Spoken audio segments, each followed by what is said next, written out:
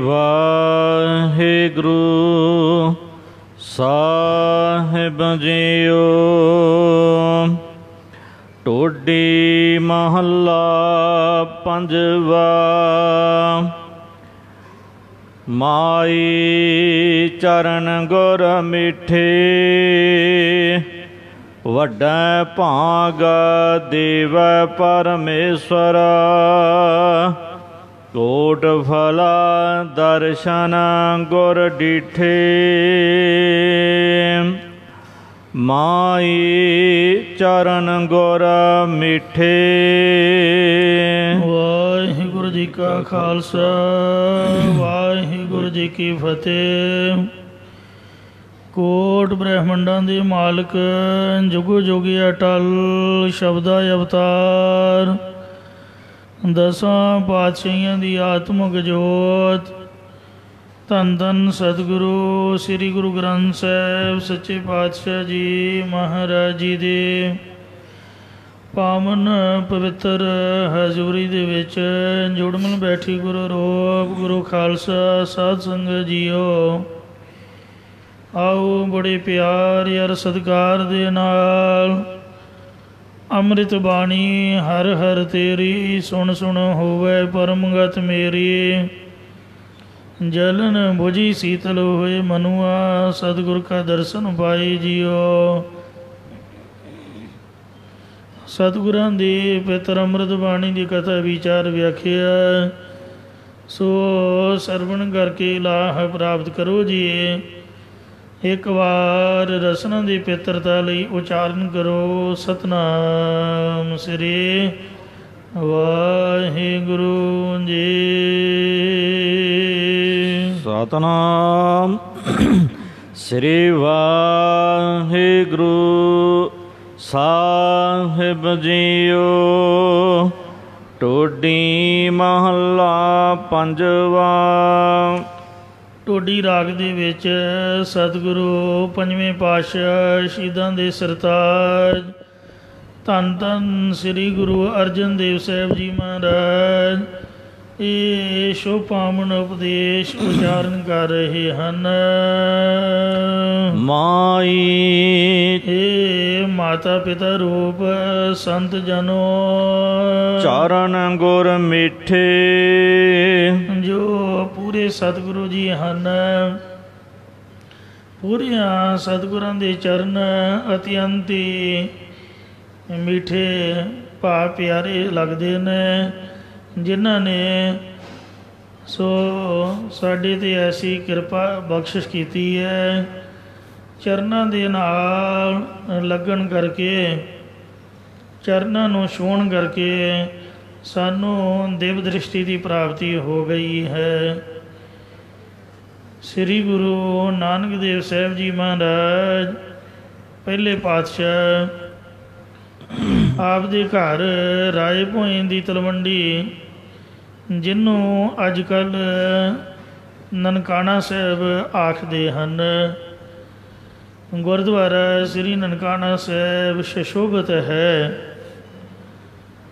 ਇਸ ਪਵਿੱਤਰ ਸਥਾਨ ਦੇ ਸੁਖ ਆਰਾਮ ਦੇ ਨਾਲ ਪਲੰਗੇ ਸਾਹਿਬ ਦੇ ਉੱਪਰ ਬਿਰਾਜੇ ਹੋਏ ਸਨ। ਸਤਿਗੁਰਾਂ ਨੂੰ ਬਿਰਾਜਿਆਂ ਕੁਝ ਸਮਾਂ ਲੰਘਿਆ ਤਾਂ ਇਤਨੇ ਨੂੰ ਭੋਜਨ ਦਾ ਸਮਾਂ ਹੋ ਗਿਆ। ਮਾਤਾ ਤ੍ਰਿਪਤਾ ਜੀ ਨੂੰ ਇਸ ਗੱਲ ਦਾ ਬੜਾ ਚਾਅ ਸੀ ਕਿ ਮੇਰਾ ਸਪੁੱਤਰ ਗੁਰੂ ਨਾਨਕ ਸਾਹਿਬ ਕੁਝ ਦਿਨ ਮਾਂ ਦੇ ਹੱਥੋਂ ਭੋਜਨ ਛਕ ਕੇ ਮੇਰੀ ਇਸ ਗੱਲ ਦੀ ਇੱਛਾ ਪੂਰੀ ਕਰੇਗਾ ਕਿ ਮੈਂ ਆਪਣੇ ਪੁੱਤਰ ਨੂੰ ਹੱਥੀਂ ਭੋਜਨ ਛਕਾ ਕੇ ਆਪਣਾ ਚਾਅ ਲਾਡ ਮਲਹਾਰ ਪੂਰਾ ਕਰਾਂ। ਮਾਤਾ ਨੇ ਹੱਥੀਂ ਲੰਗਰ ਤਿਆਰ ਕੀਤਾ, ਕਿਉਂਕਿ ਬਾਬਾ ਕਲਿਆਣ ਚੰਦ ਜੀ ਇੱਥੋਂ ਦੇ ਰਾਜੇ ਰਾਏ ਬੁਲਾਰ ਦੇ ਪਟਵਾਰੀ ਸਨ। ਜਿੰਨੇ ਵੀ ਪਿੰਡ ਰਾਏ ਬੁਲਾਰ ਦੇ ਅਧੀਨ ਸਨ, ਉਹਨਾਂ ਸਾਰਿਆਂ ਦੀ ਜੋ ਪਟਵਾਰ ਦਾ ਕੰਮ ਹੈ ਉਹ ਰਾਏ ਬੁਲਾਰ ਨੇ ਬਾਬਾ ਕਾਲੂ ਜੀ ਨੂੰ ਬਾਬਾ ਕਲਿਆਣ ਚੰਦ ਜੀ ਨੂੰ ਸੌਂਪਿਆ ਹੋਇਆ ਸੀ। ਇਸ ਵਿੱਚ ਕੋਈ ਸ਼ੱਕ ਨਹੀਂ ਕਿ ਬਾਬਾ ਜੀ ਅਮੀਰ ਨਹੀਂ ਸਨ। ਘਰ ਵਿੱਚ ਮਾਇਆ ਤੇਲਾ ਖੁੱਲ੍ਹਾ ਸੀਗਾ। ਤਾਈਓ ਸਤਿਗੁਰੂ ਜੀ ਛੋਟੀ ਉਮਰ ਦੇ ਵਿੱਚ ਘਰ ਦੇ ਭਾਂਡੇ ਆਦਿਕ ਜ਼ਰੂਰੀ ਵਸਤੂਆਂ ਚੁੱਕ ਕੇ ਲੈ ਜਾਂਦੇ। ਜਿੱਥੇ ਝੌਂਪੜੀਆਂ ਵਾਲੇ ਗਰੀਬ ਲੋੜਵੰਦ ਦੇਖਦੇ, ਉਹਨਾਂ ਦੇ ਅੱਗੇ ਖੇਡਦੇ ਹੋਏ ਸੁੱਟ ਆਉਂਦੇ ਕਿ ਉਹ ਆਪਣੇ ਆਪ ਚੁੱਕ ਕੇ ਆਪਣੀ ਲੋੜ ਪੂਰੀ ਕਰ ਲੈਣ। ਇੰਝ ਇਹ ਮਹਾਰਾਜ ਸਾਹਿਬ ਦਾ ਸੁਭਾਅ ਸੀਗਾ। ਘਰ ਵਿੱਚ ਨੌਕਰ ਚਾਕਰ ਦਾਸ ਦਾਸੀਆਂ ਸਨ। ਇੱਕ ਘਰ ਦੀ ਦਾਸੀ ਬੀਬੀ ਤੁਲਸਾ ਸੀ। ਸੋ ਇਹ ਤੁਲਸਾ ਮਾਤਾ ਤ੍ਰਿਪਤਾ ਜੀ ਨੇ ਉਹਨੂੰ ਬੁਲਾ ਕੇ ਕਹਿ ਭੇਜਿਆ ਕਿ ਜਾ ਮੇਰੇ ਸੁਪੁੱਤਰ ਗੁਰੂ ਨਾਨਕ ਸਾਹਿਬ ਨੂੰ ਬੁਲਾ ਕੇ ਇੱਥੇ ਹੀ ਮੇਰੇ ਕੋਲ ਹੀ ਲੈ ਆ, ਰਸੋਈ ਦੇ ਵਿੱਚ ਹੀ, ਤਾਂ ਕਿ ਗਰਮ ਗਰਮ ਪ੍ਰਸ਼ਾਦਾ ਜੋ ਮੈਂ ਪ੍ਰੇਮ ਨਾਲ ਤਾਜ਼ਾ ਭੋਜਨ ਤਿਆਰ ਕੀਤਾ ਇੱਥੇ ਹੀ ਉਹਨਾਂ ਨੂੰ ਛਕਾ ਦਿਆਂ। ਤੁਲਸਾ ਉਸ ਟਿਕਾਣੇ 'ਤੇ ਪਹੁੰਚੀ ਜਿੱਥੇ ਸਤਿਗੁਰੂ ਨਾਨਕ ਦੇਵ ਮਹਾਰਾਜ ਸਾਹਿਬ ਬਿਰਾਜਮਾਨ ਸਨ। ਚਾਦਰ ਦੇ ਨਾਲ ਸਾਰਾ ਸਰੀਰ ਗੁਰੂ ਸਾਹਿਬ ਦਾ ਢੱਕਿਆ ਹੋਇਆ ਹੈ। ਕੇਵਲ ਇੱਕੋ ਇੱਕ ਸੱਜਾ ਚਰਨ ਚਾਦਰੇ ਤੋਂ ਬਾਹਰ ਨਜ਼ਰ ਆਇਆ। ਸੁੱਤਿਆਂ ਨੂੰ ਉਠਾਉਣ ਦੀ ਦੋ ਪ੍ਰਕਾਰ ਦੀ ਰੀਤੀ ਹੈ। ਜੇ ਤਾਂ ਆਪ ਤੋਂ ਛੋਟੇ ਨੂੰ ਉਠਾਉਣਾ ਹੋਵੇ ਤਾਂ ਬਾਂਹ ਤੋਂ ਫੜ ਕੇ ਜਗਾ ਦੇਈਦਾ ਹੈ। ਪਰ ਜੇ ਆਪ ਤੋਂ ਵੱਡੇ ਨੂੰ ਜੋ ਆਦਰ ਸਤਿਕਾਰਯੋਗ ਹੋਵੇ ਉਹਨੂੰ ਉਠਾਉਣਾ ਹੋਵੇ ਤਾਂ ਉਹਦੇ ਚਰਨ ਪਕੜ ਕੇ ਚਰਨ ਕੁੱਟਣ ਲੱਗ ਪਾਓ, ਚਰਨ ਪਲੋਸਣ ਲੱਗ ਪਾਓ। ਚਰਨ ਫੜ ਕੇ ਜਗਾਉਣ ਦੀ ਰੀਤੀ ਹੈ। ਇਸੇ ਰੀਤੀ 'ਤੇ ਪੂਰਬਲੇ ਪੁੰਨਾਂ ਦੇ ਪ੍ਰਤਾਪ ਕਰਕੇ ਤੁਲਸਾ ਦੇ ਮਨ ਦੇ ਵਿੱਚ ਐਸਾ ਸੰਕਲਪ ਪੈਦਾ ਹੋਇਆ ਕਿ ਤੁਲਸਾ ਨੇ ਜਗਾਉਣ ਲਈ ਚਰਨ ਪਕੜਿਆ ਤਾਂ ਚਰਨ ਸਪਰਸ਼ ਕਰਦਿਆਂ ਹੀ ਇੱਕ ਚੁੰਬਕ ਵਰਗੀ ਸ਼ਕਤੀ ਨੇ ਤੁਲਸਾ ਦਾ ਮਨ ਵਿਸਮਾਤਾਈ ਵਿੱਚ ਲੈ ਆਂਦਾ। ਇਸ ਦੇ ਜਨਮਾਂ ਜਨਮਾਤਰਾਂ ਦੇ ਭਾਗ ਜਾਗ ਪਏ, ਕਿਉਂਕਿ ਗੁਰਬਾਣੀ ਦਾ ਫੈਸਲਾ ਹੈ ਪੂਰਬ ਕਰਮ ਅੰਕੁਰ ਜਬ ਪ੍ਰਗਟੇ ਭੇਟਿਓ ਪੁਰਖ ਰਸਕ ਬੈਰਾਗੀ ਮਿਟਿਓ ਅੰਧੇਰ ਮਿਲਤ ਹਰ ਨਾਨਕ ਜਨਮ ਜਨਮ ਕੀ ਸੋਈ ਜਾਗੀ। ਪਿਛਲੇ ਪੂਰਬਲੇ ਪੁੰਨ ਫਲਾਂ ਦੇ ਨੂੰ ਉਦੇ ਹੋਣ ਤਾਂ ਸਤਿਗੁਰਾਂ ਦੀ ਪ੍ਰਾਪਤੀ ਹੁੰਦੀ ਹੈ ਅਤੇ ਤਾਂ ਹੀ ਮਹਾਰਾਜ ਜੀ ਦੀ ਬਖਸ਼ਿਸ਼ ਹੁੰਦੀ ਹੈ। ਬਿਨਾਂ ਭਾਗਾਂ ਤੋਂ ਦਾਤੈ ਦਾਤ ਰੱਖੀ ਹੱਥ ਆਪਣਾ ਜਿਸ ਭਾਵੈ ਤਿਸ ਦੇਈ ਨਾਨਕ ਨਾਮ ਰਤੇ ਸੁਖ ਪਾਇਆ ਦਰਗਹਿ ਜਾਪੈ ਸੇਈ। ਬਿਨਾਂ ਭਾਗਾਂ ਤੋਂ ਬਿਨ ਕਰਮਾ ਕਿਛ ਪਾਈਐ ਨਾਹੀ ਜੇ ਬਹੁ ਤੇਰਾ ਧਾਵੈ। ਜੇ ਬਹੁਤ ਜ਼ਿਆਦਾ ਵੀ ਦੌੜ ਭੱਜ ਕਰੇ ਬਿਨਾਂ ਕਰਮਾਂ ਤੋਂ ਫਿਰ ਵੀ ਕੁਛ ਪ੍ਰਾਪਤ ਨਹੀਂ ਹੋ ਸਕਦਾ। ਇਹਦੇ ਪਿਛਲੇ ਜਨਮਾਂ ਦੇ ਕੋਈ ਪੁੰਨ ਕਰਮ ਹੋਣਗੇ, ਉਹਦੇ ਕਰਕੇ ਇਹਦੇ ਮਨ ਦੇ ਵਿੱਚ ਚੰਗਾ ਸੰਕਲਪ ਪੈਦਾ ਹੋਇਆ। ਤੋ ਸਤਿਗੁਰਾਂ ਨੂੰ ਜਗਾਉਣ ਦੀ ਬਜਾਏ ਇਹਨੇ ਸ਼ਰਧਾ ਭਾਵਨਾ ਦੇ ਸਹਿਤ ਚਰਨਾਂ ਨੂੰ ਮੱਥਾ ਟੇਕਣਾ ਸ਼ੁਰੂ ਕਰ ਦਿੱਤਾ ਅਤੇ ਗੁਰੂ ਸਾਹਿਬ ਦਾ ਜਿਹੜਾ ਸੱਜਾ ਚਰਨ ਚਾਦਰੇ ਤੋਂ ਬਾਹਰ ਸੀਗਾ ਉਹਦਾ ਅੰਗੂਠਾ ਆਪਣੇ ਮੁਖ ਦੇ ਵਿੱਚ ਪਾ ਕੇ ਚਰਨਾਂ ਦੇ ਰਸ ਦੇ ਵਿੱਚ ਨਿਮਗਨ ਹੋ ਗਈ। ਇਹਨੂੰ ਦੀਨ ਦੁਨੀਆ ਦਾ ਚੇਤਾ ਭੁੱਲ ਗਿਆ, ਦੇਸ਼ ਕਾਲ ਸਭ ਵਿਸਰ ਗਿਆ।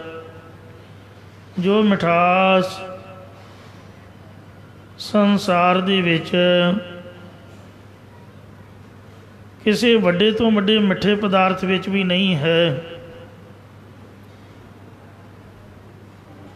ਕਹਿੰਦੇ ਫਰੀਦਾ ਸ਼ੱਕਰ ਖੰਡ ਨਿਬਾਤ ਗੁੜ ਮਾਖਿਓ ਮਾਂਝਾ ਦੁੱਧ ਸਭੇ ਵਸਤੂ ਮਿੱਠੀਆਂ ਰੱਬ ਨਾ ਪੁੱਜਣ ਤੁਧ। ਉਹ ਰੱਬ ਦੇ ਚਰਨ ਮੂੰਹ 'ਚ ਪੈ ਗਏ। ਭਾਵੇਂ ਸ਼ੱਕਰ ਹੈ, ਭਾਵੇਂ ਗੁੜ ਹੈ ਅਤੇ ਭਾਵੇਂ ਸ਼ਹਿਦ ਹੈ, ਭਾਵੇਂ ਮੱਝ ਦਾ ਦੁੱਧ ਹੈ, ਮਹਾਰਾਜ ਦੇ ਬਰਾਬਰ ਕੋਈ ਮਿੱਠੀ ਚੀਜ਼ ਪੁੱਜ ਸਕਦੀ ਹੈ? ਬਿਲਕੁਲ ਨਹੀਂ। ਸੋ ਰੱਬ ਦੇ ਚਰਨ ਮੂੰਹ ਦੇ ਵਿੱਚ ਪੈ ਗਏ। ਔਰ ਇੰਨਾ ਆਨੰਦ ਆਇਆ ਕਿ ਉਹਨੂੰ ਸਭ ਕੁਛ ਹੀ ਭੁੱਲ ਗਿਆ ਕਿ ਮਾਤਾ ਜੀ ਨੇ ਮੈਨੂੰ ਉਠਾਉਣ ਵਾਸਤੇ ਭੇਜਿਆ ਹੈ। ਉਹ ਮਿਠਾਸ ਸ਼ਰਧਾਵਾਨ ਨੂੰ ਗੁਰੂ ਚਰਨਾਂ ਦੇ ਵਿੱਚੋਂ ਸੁਤੇ ਸਿੱਧ ਪ੍ਰਾਪਤ ਹੈ। ਇਹ ਚਰਨਾਂ ਦੇ ਪ੍ਰਤਾਪ ਨੇ ਤੁਲਸਾਂ ਦੇ ਕਪਾਟ ਖੋਲ੍ਹ ਦਿੱਤੇ ਹੈ। ਜੋ ਆਸਾ ਅੰਦੇਸਾ ਦੋਏ ਪਟ ਜੜੇ, ਜਿਸ ਕਰਕੇ ਵਾਹਿਗੁਰੂ ਅਕਾਲ ਪੁਰਖ ਪਰਮਾਤਮਾ ਦੀ ਪ੍ਰਾਪਤੀ ਉਹਦੇ ਦਰਸ਼ਨ ਨਹੀਂ ਹੁੰਦੇ। ਉਹ ਤਖਤੇ ਮਹਾਰਾਜ ਨੇ ਖੋਲ੍ਹ ਦਿੱਤੇ। ਇਹਨੂੰ ਤਰਲੋਕੀ ਦਾ ਗਿਆਨ ਹੋ ਗਿਆ। ਕੀ ਵੇਖਿਆ ਕਿ ਗੁਰੂ ਜੀ ਆਪਣੇ ਸਿੱਖ ਮਨਸੁਖ ਸ਼ਾਹੂਕਾਰ ਉਸ ਦਾ ਸੰਗਲਾਦੀਪ ਨੂੰ ਜਾਂਦਾ ਡੁੱਬ ਰਿਹਾ ਜਹਾਜ਼, ਉਸ ਨੂੰ ਮੋਢਾ ਲਾ ਕੇ ਪਾਰ ਕਰ ਰਹੇ ਨੇ। ਇਹ ਕੌਤਕ ਵੇਖ ਕੇ ਤੁਲਸਾ ਬੜੀ ਹੈਰਾਨ ਹੋਈ ਅਤੇ ਸੋਚਣ ਲੱਗੀ ਕਿ ਗੁਰੂ ਸਾਹਿਬ ਤਾਂ ਆਰਾਮ ਦੇ ਵਿੱਚ ਬਰਾਜੇ ਹੋਏ ਵੀ ਸਿੱਖਾਂ ਦੀ ਸਹਾਇਤਾ ਕਰਦੇ ਨੇ। ਜੇ ਇਹਨਾਂ ਨੂੰ ਮੈਂ ਠਾ ਦਿੱਤਾ ਅਤੇ ਉਹ ਜਹਾਜ਼ ਵਿਚਾਰੇ ਦਾ ਡੁੱਬ ਜਾਏਗਾ। ਜੋ ਨਹੀਂ ਸੌਦਾ ਪਤਾ ਉਸ ਦਾ ਨੁਕਸਾਨ ਹੋਏਗਾ। ਇਉਂ ਜਾਣ ਕੇ ਸਤਿਗੁਰੂ ਜੀ ਮਹਾਰਾਜ ਸਿੱਖ ਦਾ ਜਹਾਜ਼ ਬੰਨੇ ਲਾਉਂਦੇ ਨੇ। ਮੈਂ ਜੇ ਜਗਾਤਾ ਕਿਤੇ ਸਿੱਖ ਦਾ ਜਹਾਜ਼ ਵਿਚਾਲੇ ਉਟਕ ਨਾ ਜਾਏ, ਰਹਿ ਹੀ ਨਾ ਜਾਏ। ਇੰਨੇ ਸਮੇਂ ਵਿੱਚ ਹੀ ਦੇਰ ਲੱਗਣ ਦੇ ਕਾਰਨ ਮਾਤਾ ਤ੍ਰਿਪਤਾ ਨੇ ਤੁਲਸਾ ਨੂੰ ਆਵਾਜ਼ ਦਿੱਤੀ ਅਤੇ ਕਿਹਾ, ਤੁਲਸਾ ਇੰਨੀ ਦੇਰ ਲਾ ਦਿੱਤੀ, ਤੂੰ ਲਾਲ ਜੀ ਨੂੰ ਬਿਨਾਂ ਜਗਾਏ ਤੋਂ ਵਾਪਸ ਆ ਗਈ। ਮਾਤਾ ਨੇ ਕਿਹਾ ਵੀ ਮੇਰੇ ਲਾਲ ਜੀ ਕਿਉਂ ਨਹੀਂ ਆਏ? ਤੈਨੂੰ ਮੈਂ ਜਗਾਉਣ ਲਈ ਭੇਜਿਆ ਸੀ। ਤੁਲਸਾ ਦਾਸੀ ਨੇ ਉੱਤਰ ਦਿੱਤਾ, ਹੇ ਮਾਤਾ ਜੀ, ਉਹ ਇੱਥੇ ਹੁੰਦੇ ਤਾਂ ਮੈਂ ਜ਼ਰੂਰ ਜਗਾ ਲਿਆਉਂਦੀ। ਉਹ ਤਾਂ ਇੱਥੇ ਹੈ ਹੀ ਨਹੀਂ। ਮਾਤਾ ਇੱਕਦਮ ਘਬਰਾ ਗਈ ਅਤੇ ਪੁੱਛਿਆ ਵੀ ਇੰਨੀ ਜਲਦੀ ਕਿੱਥੇ ਚਲੇ ਗਏ? ਦਾਸੀ ਨੇ ਉੱਤਰ ਦਿੱਤਾ ਕਿ ਸੰਗਲਾਦੀਪ ਦੇ ਵਿੱਚ ਇੱਕ ਡੁੱਬ ਰਹੇ ਜਹਾਜ਼ ਨੂੰ ਕੱਢਣ ਲਈ ਉਹ ਸਮੁੰਦਰ ਦੇ ਵਿੱਚ ਵੜੇ ਹੋਏ ਨੇ। ਸਿੱਖ ਦਾ ਕਾਰਜ ਕਰ ਰਹੇ ਨੇ। ਜੇ ਮੈਂ ਉਹਨਾਂ ਨੂੰ ਜਗਾਇਆ ਤਾਂ ਉਹ ਕਾਰਜ ਅਧੂਰਾ ਰਹਿ ਜਾਏਗਾ। ਸੋ ਮਾਤਾ ਜੀ ਨੂੰ ਇਹਨਾਂ ਦੋਵੇਂ ਗੱਲਾਂ ਨੇ ਬੜਾ ਹੈਰਾਨ ਕਰ ਦਿੱਤਾ। ਇੱਕ ਤਾਂ ਇਹ ਕਿ ਇੰਨੀ ਜਲਦੀ ਮੇਰਾ ਪੁੱਤਰ ਕਿਵੇਂ ਚਲਾ ਗਿਆ। ਦੂਜਾ ਜੇ ਚਲਾ ਗਿਆ ਤਾਂ ਦਾਸੀ ਨੂੰ ਪਤਾ ਕਿਵੇਂ ਲੱਗਾ ਕਿ ਉਹ ਸੰਗਲਾਦੀਪ ਨੂੰ ਜਾ ਰਹੇ ਜਹਾਜ਼ ਨੂੰ ਡੁੱਬਣ ਤੋਂ ਬਚਾਉਣ ਲਈ ਸਮੁੰਦਰ 'ਚ ਵੜੇ ਹੋਏ ਨੇ। ਉਹਨੂੰ ਰੋਟੀ ਰਾਟੀ ਭੁੱਲ ਗਈ, ਵਿੱਚੇ ਛੱਡ ਕੇ ਅਤੇ ਭੱਜੇ ਭੱਜੇ ਗਏ। ਖੁਦ ਤਿੰਨਾਂ ਲੋਕਾਂ ਦੇ ਮਾਲਕ ਆਪ ਦੇ ਸਾਹਿਬਜ਼ਾਦਾ ਸਤਿਗੁਰੂ ਜੋ ਵਾਹਿਗੁਰੂ ਰੂਪ ਪੁੱਤਰ ਦੇ ਵਿੱਚ ਪ੍ਰਾਪਤ ਹੋਏ, ਐਸੇ ਗੁਰਾਂ ਦੇ ਕੋਲ ਪਹੁੰਚੇ। ਮਾਤਾ ਜੀ ਗੁੱਸਾ ਤਾਂ ਦਾਸੀ 'ਤੇ ਵੀ ਬਹੁਤ ਆਇਆ, ਪਰ ਦਾਸੀ ਇਹਨਾਂ ਨੂੰ ਜ਼ਿਆਦਾ ਆਪਣੇ ਪੁੱਤਰ 'ਤੇ ਕਿ ਇਹਨਾਂ ਦੇ ਕਾਰਨ ਐਸਾ ਹੋ ਰਿਹਾ ਹੈ। ਮੋਹ ਦੀ ਕਨਾਤ ਆਣੀ ਹੋਣ ਕਰਕੇ ਸਤਿਗੁਰਾਂ ਨੂੰ ਟੁੰਬ ਕੇ ਉਹਨੇ ਜਗਾ ਲਿਆ। ਬਾਂਹ ਤੋਂ ਫੜ ਕੇ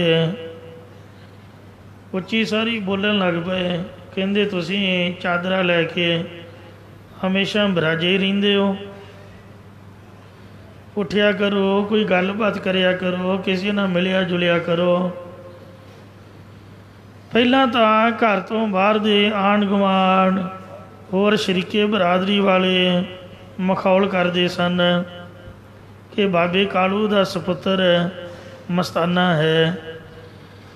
ਹੁਣ ਦਾ ਘਰ ਦੇ ਦਾਸ ਦਾਸੀਆਂ ਵੀ ਸਾਨੂੰ ਟਿਕਣ ਨਹੀਂ ਦਿੰਦੇ, ਦਾਸੀਆਂ ਵੀ ਮਖੌਲ ਕਰਨ ਲੱਗ ਪਈਆਂ। ਸਤਿਗੁਰੂ ਜੀ ਸਤਿਨਾਮ ਵਾਹਿਗੁਰੂ ਵਾਹਿਗੁਰੂ ਕਹਿੰਦੇ ਉੱਠ ਕੇ ਬੈਠ ਗਏ।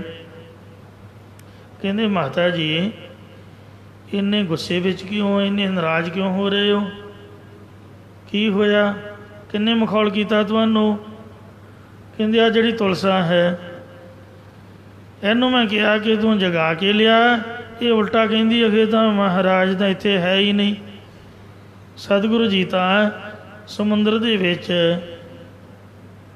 ਸੰਗਲਾ ਦੀਪ ਦੇ ਟਾਪੂ ਨੂੰ ਜਾ ਰਿਹਾ ਸਿੱਖ ਦਾ ਜਹਾਜ਼ ਜੋ ਡੁੱਬਦਾ ਪਿਆ ਉਹਨੂੰ ਬੰਨੇ ਲਾ ਰਹੇ ਨੇ। ਇਸ ਤਰ੍ਹਾਂ ਮੈਨੂੰ ਮਖੌਲ ਕੀਤਾ। ਸਤਿਗੁਰੂ ਜੀ ਨੇ ਮਾਤਾ ਜੀ ਨੂੰ ਸ਼ਾਂਤ ਕਰਨ ਵਾਸਤੇ ਆਖਿਆ, ਮਾਤਾ ਜੀ ਉਹ ਤਾਂ ਕਮਲੀ ਹੈ, ਕਮਲੀ ਦੇ ਆਖੇ ਥੋੜ੍ਹਾ ਲੱਗੀਦਾ। ਸਤਿਗੁਰਾਂ ਦੇ ਧੰਮ ਭਜਨ ਕਰਨ ਤੋਂ ਕਮਲੀ ਹੋ ਗਈ। ਇੱਧਰ ਗੁਰੂ ਜੀ ਮਹਾਰਾਜ ਰਸੋਈ ਵਿੱਚ ਮਾਤਾ ਜੀ ਦੇ ਕੋਲ ਬੈਠ ਕੇ ਭੋਜਨ ਛਕਣ ਲੱਗੇ। ਇੱਕ ਫੁਲਕਾ ਤਾਲੀ 'ਚ ਅਤੇ ਦੂਸਰਾ ਤਵੇ 'ਤੇ ਸੀ। ਗੁਰੂ ਸਾਹਿਬ ਨੇ ਮਾਤਾ ਦੀ ਅੱਖਾਂ ਵਿੱਚੋਂ ਹੰਝੂ ਡਿੱਗਦੇ ਵੇਖੇ ਤਾਂ ਰੋਟੀ ਉੱਥੇ ਛੱਡ ਕੇ ਮਾਤਾ ਜੀ ਨੂੰ ਦੁਖੀ ਹੋਣ ਦਾ ਕਾਰਨ ਪੁੱਛਿਆ। ਮਾਤਾ ਜੀ ਨੇ ਕਿਹਾ, ਪੁੱਤਰ ਇਹ ਦਾਸੀ ਦੇ ਮਖੌਲ ਕਰਕੇ ਨੌਕਰਾਣੀ ਨੇ ਖਿੱਲੀ ਉਡਾਈ ਹੈ ਆਪਣੇ ਦੋਵਾਂ ਦੀ, ਤਾਂ ਮੈਂ ਰੋ ਰਹੀ ਹਾਂ। ਆਖੇ ਜੀ ਪੁੱਤਰ ਤੇਰਾ ਸਮੁੰਦਰ 'ਚ ਗਿਆ ਹੋਇਆ, ਉੱਥੋਂ ਆਊਗਾ ਤਾਂ ਮੈਂ ਉਠਾਊਂਗੀ। ਮੰਨ ਗਿਆ। ਫਿਰ ਮਾਤਾ ਜੀ ਤੁਸੀਂ ਸੋਚ ਰਹੇ ਹੋ ਕਮਲੀ ਦੇ ਕਹੇ ਭਰੋਸਾ ਕਰ ਬੈਠੇ। ਇਹਨਾਂ ਵਚਨ ਕਿਹਾ ਅਤੇ ਉਹ ਸੰਸਾਰ ਵੱਲੋਂ ਉਹਦੀ ਬਿਰਤੀ ਉਲਟ ਕੇ ਕਮਲ ਪੁਣੇ ਚਲੀ ਗਈ। ਮਹਾਂਪੁਰਖਾਂ ਦੀਆਂ 3 ਬਿਰਤੀਆਂ ਨੇ, ਦਾਨਾ, ਦੀਵਾਨਾ ਅਤੇ ਮਸਤਾਨਾ। ਮਸਤਾਨੀ ਬਿਰਤੀ ਸਤਿਗੁਰੂ ਜੀ ਨੇ ਜਾਣ ਬੁੱਝ ਕੇ ਉਹਦੀ ਬਿਰਤੀ ਨੂੰ ਮਸਤਾਨਿਆ ਕੀਤਾ, ਕਿਉਂਕਿ ਅੱਜ ਮਾਤਾ ਜੀ ਨੂੰ ਇਹਨੇ ਦੱਸਿਆ ਕੱਲ੍ਹ ਨੂੰ ਬਾਹਰ ਜਾ ਕੇ ਰੌਲਾ ਪਾਊਗੀ। ਉਹਨੂੰ ਰਿਧੀਆਂ ਸਿੱਧੀਆਂ ਸਭ ਕੁਝ ਪ੍ਰਾਪਤ ਹੋ ਗਿਆ, ਕਿਤੇ ਪੁੱਠੇ ਕੰਮਾਂ 'ਚ ਨਾ ਬਹਿ ਜਾਏ। ਕਿਸੇ ਨੂੰ ਵਰ ਦੇ ਦਿੱਤਾ, ਕਿਸੇ ਨੂੰ ਸ਼ਰਾਪ ਦੇ ਦਿੱਤਾ। ਆਪਣੀ ਪੂਜਾ ਕਰਾਉਣ ਦੇ ਵਿੱਚ ਮਸਤ ਹੋ ਕੇ ਸਹੀ ਰਸਤੇ ਤੋਂ ਭਟਕ ਨਾ ਜਾਏ। ਇਸ ਲਈ ਸਤਿਗੁਰੂ ਜੀ ਮਹਾਰਾਜ ਨੇ ਉਹਦੇ ਆਤਮਿਕ ਆਨੰਦ ਨੂੰ ਬਣਾਈ ਰੱਖਣ ਵਾਸਤੇ, ਉਹਦੇ ਭਲੇ ਵਾਸਤੇ ਅਤੇ ਬਾਹਰੋਂ ਜੋ ਵੀ ਉਹਦਾ ਰੂਪ ਰੇਖਾ ਸੀ, ਉਹਦਾ ਢਾਂਚਾ ਸੀ, ਉਹ ਕਮਲਿਆਂ ਵਰਗਾ ਬਣਾ ਦਿੱਤਾ। ਪਰ ਸੁਰਤ ਉਹਦੀ ਅਜੇ ਹੀ ਉੱਠੀ ਕਿ ਜਿੰਨਾ ਚਿਰ ਸੰਸਾਰ ਜਿਉਂਦੀ ਰਹੀ ਆਤਮਿਕ ਆਨੰਦ ਨੂੰ ਮਾਣਦੀ ਰਹੀ। ਉਹਦੀ ਬਿਰਤੀ ਨਹੀਂ ਹੇਠਾਂ ਉਤਰੀ। ਮਸਤਾਨੇ ਪੁਣੇ 'ਚ ਬਾਹਰੋਂ ਕਮਲ ਪੁਣਾ ਹੋਣ ਕਰਕੇ ਕਿਸੇ ਨੇ ਬੁਲਾਇਆ ਨਹੀਂ, ਕੋਈ ਦਖਲ ਨਹੀਂ ਦਿੱਤਾ। ਉਹ ਆਪਦੇ ਆਨੰਦ ਦੇ ਵਿੱਚ ਰਹਿੰਦੇ ਸਵਾਸਾਂ ਤੱਕ ਮਗਨ ਰਹੀ। ਭੈਣ ਨਾਨਕੀ ਨੇ ਇਕਾਂਤ ਵਿੱਚ ਆਪਣੇ ਵੀਰ ਗੁਰੂ ਨਾਨਕ ਸਾਹਿਬ ਨੂੰ ਬੇਨਤੀ ਕੀਤੀ ਕਿ ਮਹਾਰਾਜ ਜੀ ਤੁਲਸਾ ਦੀ ਛੋਟੀ ਜਿਹੀ ਗਲਤੀ ਤੀ, ਤੁਸੀਂ ਇੰਨੀ ਵੱਡੀ ਸਜ਼ਾ ਕਿਉਂ ਇਹਨੂੰ ਦੇ ਦਿੱਤੀ? ਉਹਦਾ ਇੰਨਾ ਗੁਨਾਹ ਸੀ ਕਿ ਉਹਨੇ ਸੱਚ ਦੱਸਿਆ। ਵੀਰ ਜੀ ਇਹ ਦੱਸੋ ਕਿ ਤੁਸੀਂ ਉਸ ਵੇਲੇ ਸਮੁੰਦਰ 'ਚ ਨਹੀਂ ਸੀਗੇ? ਤਾਂ ਮਹਾਰਾਜ ਕਹਿਣ ਲੱਗੇ, ਭੈਣ ਜੀ ਗੱਲ ਤਾਂ ਠੀਕ ਹੈ, ਪਰ ਰੱਬੀ ਭੇਦ ਬਾਹਰ ਥੋੜ੍ਹਾ ਪ੍ਰਗਟ ਕਰੀਦਾ। ਹੁਣ ਨਜ਼ੀਕ ਖੁਦਾਈ ਦਾ ਭੇਤ ਨਾ ਕਿਸੇ ਦੇਣ। ਜਦ ਭੈਣ ਨਾਨਕੀ ਨੇ ਤੁਲਸਾ ਲਈ ਵਾਸਤਾ ਪਾਇਆ ਤਾਂ ਗੁਰੂ ਮਾਨ ਨੇ ਕਿਹਾ, ਭੈਣ ਜੀ ਮੈਨੂੰ ਸੰਸਾਰੀ ਕਮਲਿਆ ਮਨ ਕਮਲ ਨਹੀਂ ਦਿੱਤਾ, ਬਲਕਿ ਸੰਸਾਰ ਤੋਂ ਸੁਰਤ ਉਚੇਰੀ ਕਰਕੇ ਚੌਥੇ ਪਦ ਦੀ ਪ੍ਰਾਪਤੀ ਕਰਾ ਦਿੱਤੀ ਹੈ।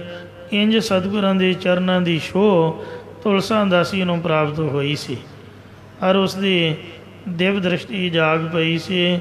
ਸਤਿਗੁਰੂ ਅਰਜਨ ਦੇਵ ਮਹਾਰਾਜ ਸਾਹਿਬ ਫਰਮਾਉਂਦੇ ਨੇ, ਮਾਈ ਚਰਨ ਗੁਰ ਮਿੱਠੇ। ਇਹ ਮਾਤਾ ਪਿਤਾ ਰੂਪ ਸੰਤ ਜਨੋ, ਪੂਰੇ ਸਤਿਗੁਰਾਂ ਦੇ ਚਰਨ ਅਤਿਅੰਤ ਹੀ ਮਿੱਠੇ ਪਿਆਰੇ ਨੇ, ਜਿਨ੍ਹਾਂ ਦੇ ਨਾਲ ਸਾਨੂੰ ਦੇਵ ਦ੍ਰਿਸ਼ਟੀ ਦੀ ਪ੍ਰਾਪਤੀ ਹੋਈ ਹੈ। ਪਹਾੜੀ ਰਾਜੇ ਭੀਮ ਚੰਦ ਦਾ ਇੱਕ ਵਜ਼ੀਰ ਸੀਗਾ, ਜਿਸ ਦਾ ਨਾਮ ਦੇਵੀ ਦਾਸ ਇਤਿਹਾਸ ਵਿੱਚ ਆਇਆ। ਇਹ ਤਨੋ ਮਨੋ ਸਤਿਗੁਰਾਂ ਦਾ ਪ੍ਰੇਮੀ ਹੋ ਚੁੱਕਾ ਸੀ। ਹਰ ਸਮੇਂ ਦਸ਼ਮੇਸ਼ ਪਿਤਾ ਦੇ ਚਰਨਾਂ ਦਾ ਧਿਆਨ ਉਹਦੇ ਹਿਰਦੇ ਵਿੱਚ ਪ੍ਰਪੱਕ ਹੋ ਚੁੱਕਾ ਸੀ। ਜਦ ਉਹਨੇ ਭੀਮ ਚੰਦ ਦੇ ਕੋਲ ਗੁਰੂ ਸਾਹਿਬ ਦੀ ਉਸਤਤੀ ਕੀਤੀ, ਕਿਉਂਕਿ ਭੀਮ ਚੰਦ ਨੇ CID ਲੈਣ ਲਈ ਅਨੰਦਪੁਰ ਸਾਹਿਬ ਭੇਜਿਆ। ਜਦ ਵੀ ਆਪਾਂ ਕਿਸੇ ਦੀ ਉਸਤਤੀ ਮਹਿਮਾ ਸੁਣਦੇ ਹਾਂ ਤਾਂ ਕੁਦਰਤੀ ਸਾਡੇ ਮਨ ਵਿੱਚ ਇੰਨਾ ਕੁ ਤਾਂ ਆਉਂਦਾ ਹੀ ਹੈ ਕਿ ਭਾਈ ਮੈਂ ਮਾੜਾ, ਤੂੰ ਮੇਰੇ ਸਾਹਮਣੇ ਮੇਰੇ ਕੋਲ ਮੇਰੇ ਦੁਸ਼ਮਣ ਨੂੰ ਸਲਾਹ ਰਿਹਾ ਅਤੇ ਮੇਰੀ ਸਿਫਤ ਕਿਉਂ ਨਹੀਂ ਕਰ ਰਿਹਾ। ਇਹ ਸਾਡਾ ਕਲਯੁਗੀ ਮਨ ਕਿਸੇ ਦੀ ਨਿੰਦਿਆ ਸੁਣ ਕੇ ਬੜਾ ਖੁਸ਼ ਹੁੰਦਾ ਅਤੇ ਆਪ ਦੀ ਉਸਤਤੀ ਸੁਣ ਰੱਜਦਾ ਨਹੀਂ ਹੈ। ਜਿੰਨੀ ਮਰਜ਼ੀ ਉਸਤਤੀ ਕੰਨਾਂ ਵਿੱਚ ਪਾਈ ਜਾਓ, ਖੁਸ਼ ਹੋਈ ਜਾਊਗਾ। ਅਤੇ ਜੇ ਸੱਚੀ ਗੱਲ ਕੋਈ ਨਿੰਦਿਆ ਵਾਲੀ ਮੂੰਹ 'ਤੇ ਕਰ ਦਿੱਤੀ, ਫਿਰ ਗੁੱਸਾ ਨਾਰਾਜ਼ਗੀ। ਸੱਚ ਸੁਣਨਾ ਬੜਾ ਔਖਾ ਹੈ। ਜੋ ਕੁਝ ਉਹਨੇ ਅਨੰਦਪੁਰ ਸਾਹਿਬ ਵੇਖਿਆ ਕਿ ਗੁਰੂ ਕਲਗੀਧਰ ਮਹਾਰਾਜ ਦੀ ਚੜ੍ਹਦੀ ਕਲਾ ਹੈ, ਉਹਨਾਂ ਦੇ ਪਹਿਰੇ 'ਤੇ ਖੜ੍ਹੇ ਸਿੱਖ, ਬੜੇ ਸੁਡੌਲ ਸਰੀਰ ਵਾਲੇ, ਬੁਲੰਦ ਆਵਾਜ਼, ਹਰ ਵਕਤ ਜੰਗ ਨੂੰ ਤਿਆਰ ਰਹਿੰਦੇ ਹਨ। ਕੋਈ ਉਹਨਾਂ ਨੂੰ ਕੌਣ ਹੈ ਮਾਈ ਦਾ ਲੜ ਜਿਹੜਾ ਹਰਾ ਸਕੇ। ਇੰਜ ਸਾਧ ਸੰਗਤ ਜੀਓ, ਸੋ ਦੇਵੀ ਦਾਸ ਨੇ ਜੋ ਕੁਝ ਅਨੰਦਪੁਰ ਸਾਹਿਬ ਵੇਖਿਆ, ਉਹੀ ਕੁਛ ਜਾ ਕੇ ਭੀਮ ਚੰਦ ਨੂੰ ਕਹਿ ਦਿੱਤਾ ਕਿ ਰਾਜਾ ਭੀਮ ਚੰਦ, ਤੂੰ ਕਲਗੀਧਰ ਨੂੰ ਜਿੱਤ ਨਹੀਂ ਸਕਦਾ, ਕਿਉਂਕਿ ਮਹਾਰਾਜ ਸਾਹਿਬ ਜੀ ਦੀ ਜਿਹੜੀ ਫੌਜ ਹੈ ਉਹ ਬੜੀ ਉਤਸ਼ਾਹਿਤ ਹੈ। ਕਿਤੇ ਪੈਸੇ ਵਾਲੇ ਫੌਜੀਆਂ ਨੇ ਜੰਗ ਕਰਨਾ, ਉਹਨਾਂ ਦਾ ਆਪਣੀ ਜਾਨ ਬਚਾਉਣੀ ਹੈ, ਪਰ ਉਹ ਸਿਰ ਲੱਥ ਯੋਧੇ ਸੂਰਮੇ, ਕਿਸੇ ਤੋਂ ਨਾ ਡਰਨ ਵਾਲੇ, ਦਿਨ ਰਾਤ ਹਮੇਸ਼ਾ ਜੰਗ ਦੀਆਂ ਗੱਲਾਂ ਕਰਦੇ ਨੇ, ਬੜੇ ਬਹਾਦਰ ਹਨ। ਅਤੇ ਕਲਗੀਧਰ ਖੁਦ ਆ ਬੜੇ ਵੱਡੇ ਸੂਰਮੇ ਨੇ, ਉਹਨਾਂ ਦਾ ਨਿਸ਼ਾਨਾ ਅਚੂਕ ਹੈ। ਜਦ ਭੀਮ ਚੰਦ ਰਾਜੇ ਨੇ ਗੁਰੂ ਸਾਹਿਬ ਦੀ ਉਸਤਤੀ ਸੁਣੀ ਅਤੇ ਸੁਣ ਕੇ ਸੜ ਬਲ ਕੇ ਕੋਲੇ ਹੋ ਗਿਆ। ਇਹਨੇ ਸੋਚਿਆ ਵੀ ਇਹ ਤਾਂ ਗੁਰਾਂ ਦਾ ਪੱਖੀ ਹੋ ਕੇ ਆਇਆ। ਕਹਿਣ ਲੱਗਾ, ਤੈਨੂੰ ਮਹਾਰਾਜ ਨੇ ਖਰੀਦ ਤਾਂ ਨਹੀਂ ਲਿਆ ਓਏ, ਠਹਿਰ ਜਾ, ਮੈਂ ਤੈਨੂੰ ਦੱਸਦਾ ਬਦਾ। ਤੂੰ ਮੈਨੂੰ ਛੋਟਾ ਸਮਝ ਰਿਹਾ ਅਤੇ ਗੁਰੂ ਨੂੰ ਵੱਡਾ ਜਾਣ ਕੇ ਉਹਨਾਂ ਦੀ ਮਹਿਮਾ ਕਰ ਰਿਹਾ। ਤੁਰੰਤ ਜਲਾਦਾਂ ਨੂੰ ਬੁਲਾ ਕੇ ਲੋਹੇ ਦੀਆਂ ਸਲਾਈਆਂ ਅੱਗ ਦੇ ਵਿੱਚ ਲਾਲ ਸੁਰਖ ਕਰਕੇ ਉਹਦੀਆਂ ਅੱਖਾਂ 'ਚ ਫੇਰ ਦਿੱਤੀਆਂ ਵਿਚਾਰੇ ਦੇ, ਅਤੇ ਧੱਕਾ ਮਾਰਿਆ, ਪਹਾੜੀ ਤੋਂ ਹੇਠਾਂ ਰੇੜ ਦਿੱਤਾ। ਦੇਵੀ ਦਾਸ ਨੇ ਅੱਖਾਂ ਦੇ ਵਿੱਚ ਸਤਿਗੁਰਾਂ ਦਾ ਜਿਹੜਾ ਪਾਵਨ ਸਰੂਪ ਚਰਨਾਂ ਦਾ ਧਿਆਨ ਧਾਰਿਆ ਸੀ। ਸਤਿਗੁਰਾਂ ਨੇ ਸਲਾਈਆਂ ਆਪਣੇ ਚਰਨਾਂ 'ਤੇ ਸਾਰੀਆਂ,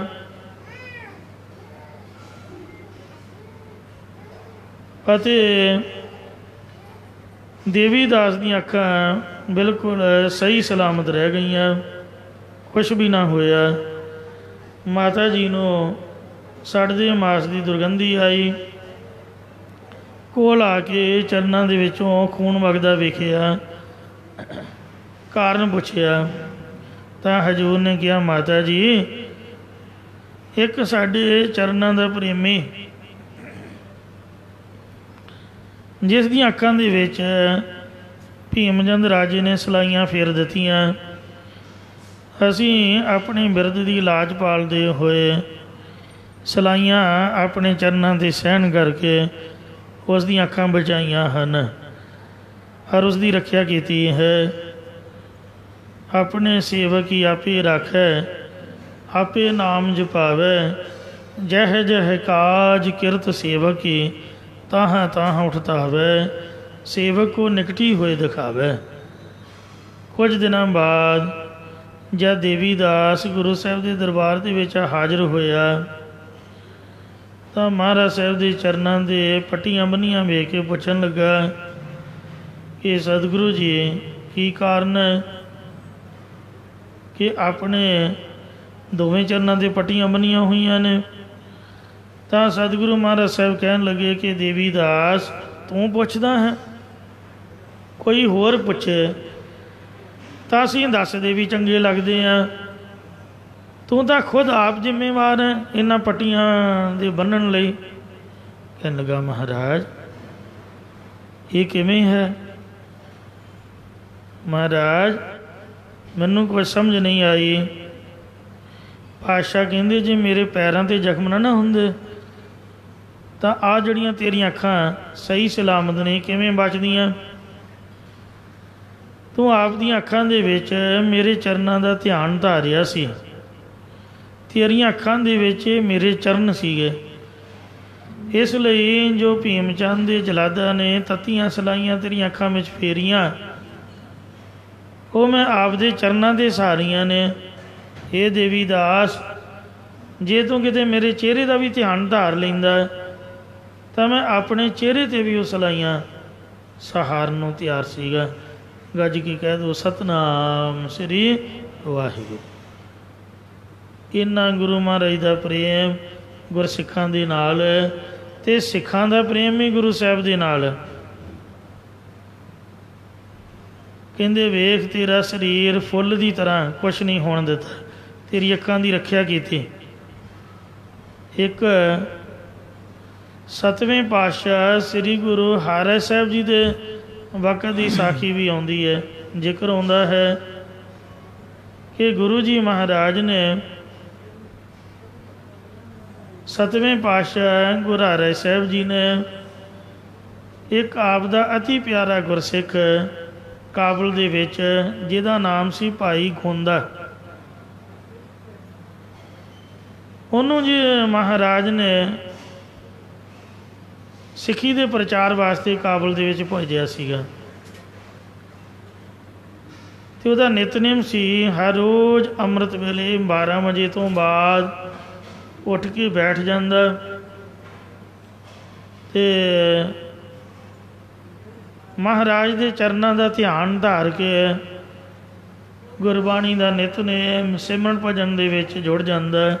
ਦਿਨ ਚੜ੍ਹੇ ਤੱਕ ਭਜਨ ਕਰਦਾ, ਸਿਮਰਨ ਕਰਦਾ।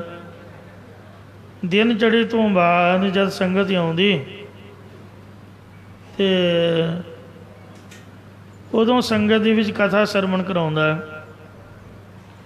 ਸਾਰੀ ਸੰਗਤ ਨੂੰ ਗੁਰੂ ਜੀ ਦੀ ਮਹਿਮਾ ਸੁਣਾ ਕੇ ਸੰਗਤਾਂ ਦੇ ਮਨਾਂ ਵਿੱਚ ਉਹਨੇ ਸਿੱਖੀ ਪ੍ਰਪੱਕ ਕਰ ਦਿੱਤੇ। ਇੱਕ ਦਿਨ ਐਸੀ ਉਹਦੀ ਸਮਾਧੀ ਜੁੜੀ ਕਿ ਸੰਗਤ ਪਈ ਉਡੀਕੇ, ਅਤੇ ਪਰ ਉਹਨੇ ਅੱਖਾਂ ਹੀ ਨਾ ਖੋਲ੍ਹੀਆਂ। ਸੰਗਤ ਉਡੀਕ ਉਡੀਕ ਕੇ ਚਲੀ ਗਈ ਅਤੇ ਫਿਰ ਸ਼ਾਮਾਂ ਨੂੰ ਵੀ ਸੰਗਤ ਪਹੁੰਚੀ, ਵੇਖਿਆ ਕਿ ਭਾਈ ਗੋਂਦਾ ਜੀ ਉਸੇ ਤਰ੍ਹਾਂ ਹੀ ਬੈਠੇ ਹੋਏ ਹਨ। ਰਾਤ ਤੱਕ ਉਹਨਾਂ ਦੀ ਬਿਰਤੀ ਉਸੇ ਤਰ੍ਹਾਂ ਰਹੀ। ਇੱਧਰ 7ਵੇਂ ਪਾਤਸ਼ਾਹ ਸ੍ਰੀ ਗੁਰੂ ਹਰਿ ਸਾਹਿਬ ਜੀ ਮਹਾਰਾਜ ਦੀਵਾਨ ਦੇ ਵਿੱਚ ਬੈਠੇ ਨੇ। ਅੰਮ੍ਰਿਤ ਵੇਲੇ ਆਸਾ ਦੀ ਵਾਰ ਦਾ ਕੀਰਤਨ ਹੋਇਆ, ਕਥਾ ਵਿਚਾਰ ਹੋਈ, ਭੋਗ ਪਿਆ, ਅਰਦਾਸ ਹੋਈ, ਪ੍ਰਸ਼ਾਦ ਵਰਤਿਆ। ਸਾਰੀ ਸੰਗਤ ਉੱਠ ਕੇ ਤੁਰ ਗਈ, ਪਰ ਗੁਰੂ ਜੀ ਮਹਾਰਾਜ ਉੱਥੇ ਹੀ ਬੈਠੇ ਰਹੇ। ਲੰਗਰ ਵੀ ਤਿਆਰ ਹੋ ਗਿਆ। 9-10 ਵਜੇ ਦੇ ਕਰੀਬ ਲਾਂਗਰੀ ਨੇ ਆ ਕੇ ਬੇਨਤੀ ਕੀਤੀ, ਹੈ ਸੱਚੇ ਪਾਤਸ਼ਾਹ ਲੰਗਰ ਵਿੱਚ ਚਰਨ ਪਾਓ। ਸੰਗਤ ਆਪ ਨੂੰ ਉਡੀਕ ਰਹੀ ਹੈ, ਪਹਿਲਾਂ ਆਪ ਜੀ ਭੋਗ ਲਾਓ, ਉਸ ਤੋਂ ਉਪਰੰਤ ਸੰਗਤ ਵਿੱਚ ਲੰਗਰ ਵਰਤੇ। ਸਤਿਗੁਰੂ ਜੀ ਕੁਝ ਨਹੀਂ ਬੋਲੇ, ਚੁੱਪਚਾਪ ਅਡੋਲ ਬੈਠੇ ਨੇ। ਲਾਂਗਰੀ ਵਿਚਾਰਾ ਡੀਕ ਡੀਕ ਕੇ ਚਲਾ ਗਿਆ। ਨਾ ਤਾਂ ਮਹਾਰਾਜ ਉੱਥੋਂ ਉੱਠੇ, ਨਾ ਲੰਗਰ 'ਚ ਚਰਨ ਪਾਏ, ਨਾ ਕੁਛ ਬੋਲੇ। ਸ਼ਾਮਾਂ ਪੈ ਗਈਆਂ, ਲੋਢਾ ਵੇਲਾ, ਫਿਰ ਦੀਵਾਨ ਸੱਜ ਗਿਆ। ਸੰਗਤਾਂ ਦੇ ਵਿੱਚ ਮਹਾਰਾਜ ਨੇ ਕਥਾ ਕੀਤੀ। ਸੋਧਾ ਰਹਿ ਰਸ ਦੀ ਚੌਂਕੀ, ਆਰਤੀ, ਸਾਰਾ ਭੋਗ ਪੈ ਗਿਆ। ਰਾਤ ਦਾ ਪ੍ਰਸ਼ਾਦਾ ਵੀ ਤਿਆਰ ਹੋ ਗਿਆ। ਉੱਠੇ ਫਿਰ ਨਹੀਂ ਮਹਾਰਾਜ। ਕਾਫੀ ਸਮਾਂ ਬਾਅਦ ਫਿਰ ਗੁਰੂ ਮਹਾਰਾਜ ਜੀ ਉੱਠ ਖਲੋਤੇ। ਪ੍ਰੇਮੀ ਸਿੱਖਾਂ ਨੇ ਗੁਰੂ ਸਾਹਿਬ ਨੂੰ ਬੇਨਤੀ ਕੀਤੀ ਕਿ ਸੱਚੇ ਪਾਤਸ਼ਾਹ ਆਪ ਜੀ ਅੱਜ ਸਾਰੀ ਦਿਹਾੜੀ ਨਾ ਤਾਂ ਕੁਛ ਬੋਲੇ, ਬਚਨ ਕੀਤਾ ਅਤੇ ਨਾ ਹੀ ਉੱਠੇ, ਲੰਗਰ ਵਿੱਚ ਚਰਨ ਵੀ ਨਹੀਂ ਪਾਏ। ਇਹ ਕੀ ਕਾਰਨ ਹੈ? ਹਮਾਰੇ ਕਹਿੰਦੇ ਗੁਰਮੁਖ ਪਿਆਰਿਓ, ਇੱਕ ਭਾਈ ਗੋਂਦਾ ਨਾਮ ਦਾ ਗੁਰਸਿੱਖ, ਸਾਡੇ ਚਰਨਾਂ ਦਾ ਪ੍ਰੇਮੀ, ਕਾਬਲ ਦੇ ਵਿੱਚ ਸਮਾਧੀ ਲਾ ਕੇ ਬੈਠਾ, ਸਾਡੇ ਚਰਨਾਂ ਨੂੰ ਫੜ ਕੇ ਬੈਠਾ ਹੋਇਆ ਸੀ। ਜੇ ਉਹ ਚਰਨ ਛੱਡਦਾ ਤੇ ਤਾਂ ਹੀ ਅਸੀਂ ਉੱਠਦੇ। ਜੇ ਅਸੀਂ ਜ਼ਬਰਦਸਤੀ ਚਰਨ ਛਡਾ ਕੇ ਉੱਠਦੇ ਤਾਂ ਫਿਰ ਉਹਦਾ ਧਿਆਨ ਟੁੱਟ ਜਾਣਾ ਸੀ, ਉਹਦੀ ਬਿਰਤੀ ਵਿੱਚ ਫਰਕ ਪੈਣਾ ਸੀ। ਇਸ ਲਈ ਅਸੀਂ ਇਹ ਜਾਣ ਕੇ ਨਹੀਂ ਉੱਠੇ ਕਿ ਉਹਦੀ ਸਮਾਧੀ ਨਾ ਉਥਾਨ ਹੋ ਜਾਏ। ਉਹ ਚਰਨਾਂ ਦੀ ਆਨੰਦ ਦੇ ਵਿੱਚ ਮਗਨ ਸੀਗਾ। ਗੁਰਬਾਣੀ ਦੇ ਵਿੱਚ ਸਿੱਖਾਂ ਦਾ ਪ੍ਰੇਮ ਲਿਖਿਆ, ਜ਼ਿਕਰ ਹੈ, ਰਾਜ ਨ ਚਾਹੋ ਮੁਕਤ ਨ ਚਾਹੋ, ਮਨ ਪ੍ਰੀਤ ਚਰਨ ਕਮਲਾਰੇ। ਹੇ ਗੁਰੂ ਜੀ ਮਹਾਰਾਜ, ਨਾ ਤਾਂ ਮੈਂ ਰਾਜ ਭਾਗ ਚਾਹੁੰਦਾ ਹਾਂ ਅਤੇ ਨਾ ਹੀ ਮੁਕਤੀ ਚਾਹੁੰਦਾ ਹਾਂ। ਮੇਰੀ ਪ੍ਰੀਤੀ ਆਪ ਦੇ ਚਰਨਾਂ ਦੇ ਨਾਲ ਹੈ ਅਤੇ ਤੋੜ ਤੱਕ ਨਿਭ ਜਾਏ। ਕਬੀਰ ਸਾਹਿਬ ਦਾ ਬਚਨ ਹੈ, ਕਬੀਰ ਚਰਨ ਕਮਲ ਕੀ ਮੌਜ ਕੋ ਕਹਿ ਕੈਸੇ ਅਨੁਮਾਨ, ਕਹਿਬੇ ਕੋ ਸ਼ੋਭਾ ਨਹੀਂ ਦੇਖਾ ਹੀ ਪਰਮਾਨ। ਕਬੀਰ ਚਰਨ ਕਮਲ ਕੀ ਮੌਜ ਕੋ ਤੇ ਰਾਹੋਂ ਅੰਤਰਿਆਦ। ਜਨਮ ਤੋਂ ਲੈ ਕੇ ਸਵਾਸ ਛੱਡਣ ਤੱਕ ਮਹਾਰਾਜ ਦੇ ਚਰਨ ਕਮਲਾਂ ਦੀ ਮੌਜ ਆਨੰਦ ਦੇ ਵਿੱਚ ਅਸੀਂ ਰਹਿੰਦੇ ਹਾਂ। ਅਤੇ ਸਰੀਰ ਛੁੱਟਣ ਤੋਂ ਬਾਅਦ ਵੀ ਕਬੀਰ ਜਿਸ ਮਰਨੇ ਤੇ ਜਗ ਡਰੈ, ਮੇਰਾ ਮਨ ਆਨੰਦ ਮਰਨੇ ਹੀ ਤੇ ਪਾਈਐ ਪੂਰਨ ਪਰਮਾਨੰਦ। ਕਿਉਂਕਿ ਉੱਥੇ ਵੀ ਚਰਨਾਂ ਦੀ ਮੌਜ, ਚਰਨਾਂ ਦਾ ਆਨੰਦ ਹੈ। ਇਸ ਲਈ ਸਰੀਰ ਛੁੱਟਣ ਤੋਂ ਬਾਅਦ ਤਾਂ ਬਹੁਤਾ ਆਨੰਦ ਹੈ। ਨਾ ਰਾਜ ਚਾਹੀਦਾ, ਨਾ ਮੁਕਤੀਆਂ ਚਾਹੀਦੀਆਂ, ਸਾਨੂੰ ਤਾਂ ਮਹਾਰਾਜ ਦੇ ਚਰਨਾਂ ਦਾ ਪਿਆਰ ਹੈ। ਜਿਉ ਮਛਲੀ ਬਿਨ ਪਾਣੀ ਹੈ, ਕਿਉਂ ਜੀਵਨ ਪਾਵੈ, ਬੂੰਦ ਵੀ ਹੋਣਾ ਚਾਤਰਿਕੋ, ਕਿਉਂ ਕਰ ਤ੍ਰਿਪਤਾਵੈ। ਨਾਦ ਕੁਰੰਗ ਕੈ ਬੇਦਿਆ, ਸਨਮੁਖ ਉਠਤਾਵੈ, ਭਵਰ ਲੋਭੀ ਕੁਸਮ ਬਾਸਕਾ, ਮਿਲ ਆਪ ਬੰਧਾਵੈ। ਤਿਉ ਸੰਤ ਜਨਾ ਹਰਪ੍ਰੀਤ ਹੈ, ਦੇਖ ਦਰਸ਼ ਅਗਾਵੈ। ਜਿਵੇਂ ਜੀਵ ਜੰਤੂ ਆਪ ਦੀ ਜਾਨ ਦੀ ਪਰਵਾਹ ਨਹੀਂ ਕਰਦੇ ਅਤੇ ਜਾਨ ਹੂਲ ਜਾਂਦੇ ਨੇ ਆਪ ਦੇ ਪਿਆਰੇ ਦੇ ਮਿਲਾਪ ਦੇ ਵਿੱਚ, ਆਪ ਦਾ ਆਪ ਕੁਰਬਾਨ ਕਰ ਜਾਂਦੇ ਨੇ। ਇਹਨਾਂ ਉਹਨਾਂ ਦਾ ਪਿਆਰ ਹੈ। ਦੀਵੇ ਦੀ ਲਾਟ ਨਾਲ, ਪਤੰਗੇ ਦਾ, ਭੌਰੇ ਦਾ ਸੁਗੰਧੀ ਨਾਲ, ਹਰਨ ਦਾ ਕੰਡੇ ਹੇੜੇ ਦੀ ਆਵਾਜ਼ ਨਾਲ, ਮੱਛੀ ਦਾ ਪਾਣੀ ਦੇ ਨਾਲ। ਜੋ ਮਛਲੀ ਬਿਨ ਪਾਣੀਆ ਰਹਿ ਨਾ ਕਿਤੇ ਪਾਏ, ਤਿਉਂ ਹਰ ਬਿਨ ਸੰਤ ਨਾ ਜੀਵਈ, ਬਿਨ ਹਰਨਾਮੇ ਮਰ ਜਾਏ। ਇਸੇ ਤਰ੍ਹਾਂ ਗੁਰੂ ਦੇ ਪਿਆਰ ਵਾਲੇ ਗੁਰਸਿੱਖ ਜਾਨ ਭਾਵੇਂ ਚਲੀ ਜਾਏ, ਬੰਦ ਕੱਟਿਆ ਜਾਏ, ਖੋਪਰਾ ਲੈ ਜਾਏ, ਦੋ ਫਾੜ ਹੋ ਕੇ ਚੀਰਿਆ ਜਾਏ, ਪਰ ਮਹਾਰਾਜ ਦੇ ਚਰਨਾਂ ਦਾ ਪਿਆਰ ਨਹੀਂ ਉਹ ਛੱਡਦੇ। ਗੱਜ ਕੇ ਆਖੋ ਸਤਨਾਮ ਸ੍ਰੀ ਵਾਹਿਗੁਰੂ। ਮਰਦੇ ਹੋਏ ਵੀ ਗੁਰਬਾਣੀ ਪੜ੍ਹਦੇ ਹਨ, ਇੰਨਾ ਪਿਆਰ। ਮਹਾਰਾਜ ਦੇ ਦਰਸ਼ਨਾਂ ਨੂੰ ਦੇਖ ਕੇ ਜਿਉਂਦੇ ਨੇ। ਦਰਸ਼ਨ ਦੇਖ ਜੀਵਾਂ ਗੁਰ ਤੇਰਾ, ਸੋਈ ਮਹੱਲਾ ਪੰਜਵਾ। ਪਾਤਸ਼ਾਹ ਦੇ ਚਰਨਾਂ ਦੇ ਦਰਸ਼ਨ ਵੇਖ ਕੇ ਜਿਉਂਦੇ ਨੇ, ਸੋਈ ਮਹੱਲਾ ਪੰਜਵਾ। ਦਰਸ਼ਨ ਦੇਖ ਜੀਵਾਂ ਗੁਰ ਤੇਰਾ, ਪੂਰਨ ਕਰਮ ਹੋਏ ਪ੍ਰਭ ਮੇਰਾ। ਇਹ ਬੇਨੰਤੀ ਸੁਣ ਪ੍ਰਭ ਮੇਰੇ,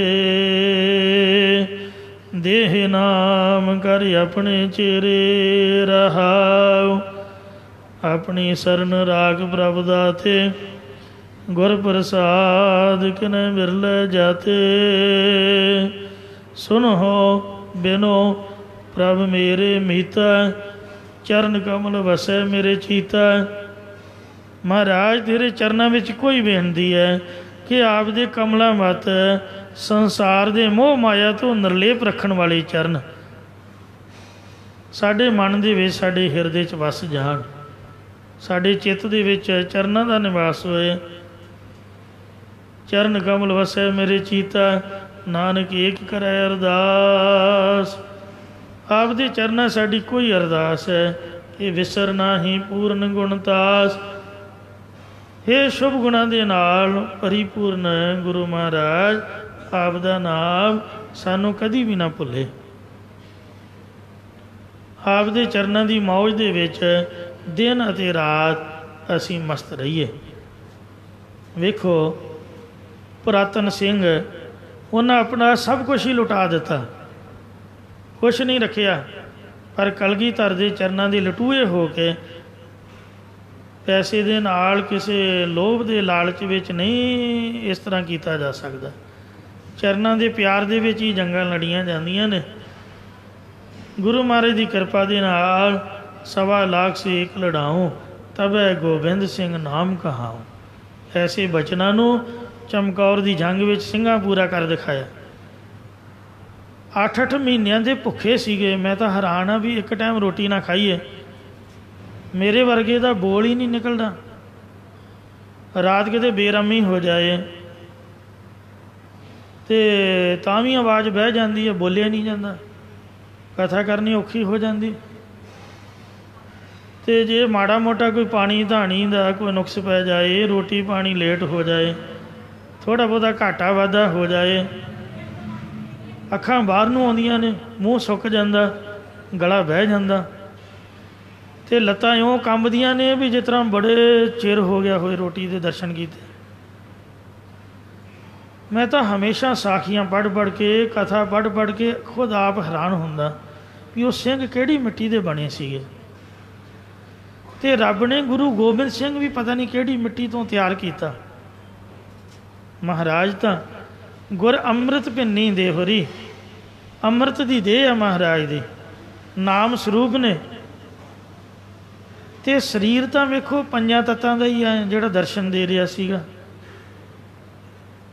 ਰੂਹ ਦੀ ਗੱਲ ਤਾਂ ਵੱਖਰੀ ਆ, ਜੋਤ ਤਾਂ ਪਰਮਾਤਮਾ ਦੀ ਸੀਗੀ।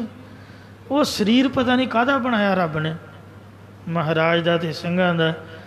8 ਮਹੀਨੇ ਲਗਾਤਾਰ ਘੇਰਾ ਪਿਆ ਰਿਹਾ। ਦਰਖਤਾਂ ਦੀਆਂ ਛੱਲਾਂ ਵੀ ਉਹਨਾਂ ਭਿਉਂ ਕੇ ਉਬਾਲ ਕੇ ਪੀ ਲਈਆਂ ਸਨ। ਹਰੇ ਪੱਤਰੇ ਵੀ ਧਰੂ ਕੇ ਖਾ ਲਏ ਸਭ ਦਰਖਤ। ਮਹਾਰਾਜ ਕਹਿੰਦੇ ਵੀ ਆਹ ਦਰਖਤਾਂ ਨੂੰ ਕੀ ਹੋ ਗਿਆ। ਪਤਾ ਲੱਗਾ ਵੀ ਸਿੰਘਾਂ ਧਰੂ ਪੱਤੇ ਖਾ ਲਏ। ਇੰਨਾ ਭੁੱਖ ਦਾ ਦੁੱਖ ਸੀਗਾ। ਬੁੱਲਿਆਂ ਮੌਤੋਂ ਭੁੱਖ ਬੁਰੀ, ਮੌਤ ਦੇ ਨਾਲੋਂ ਭੁੱਖ ਬਹੁਤ ਬੁਰੀ ਹੈ। 8 ਮਹੀਨੇ ਮੂੰਹ ਨਾਲ ਕਹਿ ਲੈਣੇ ਹਨ। ਅਤੇ ਵੇਖੋ ਉਹਨਾਂ 'ਚ ਕਿਹੜੀ ਤਾਕਤ ਸੀ, ਕਿਹੜੀ ਪਾਵਰ ਸੀਗੀ ਕਿ ਉਹਨਾਂ ਯੁੱਧ ਕੀਤਾ। ਉਹ ਮਹਾਰਾਜ ਸੱਚੇ ਪਾਤਸ਼ਾਹ ਦੇ ਚਰਨਾਂ ਦੀ ਤਾਕਤ ਸੀਗੀ। ਚਰਨ ਕਹਿੰਦੇ ਕਿਹਨੂੰ ਹਨ?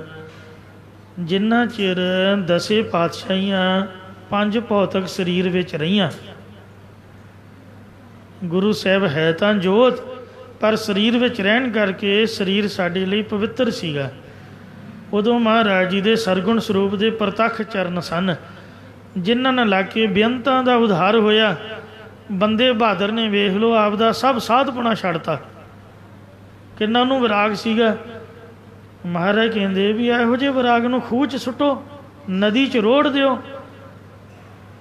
ਤੂੰ ਇੱਕ ਬੱਕਰੇ ਦੇ ਖੂਨ ਡੁੱਲਣ ਤੋਂ ਤੇ ਕਹਿ ਰਿਹਾ ਵੀ ਮੇਰਾ ਆਸ਼ਰਮ ਅਪਵਿੱਤਰ ਹੋ ਗਿਆ, ਏਡਾ ਵੱਡਾ ਪਾਪ ਹੋ ਗਿਆ, ਤੂੰ ਕੰਬਣ ਲੱਗ ਪਿਆ।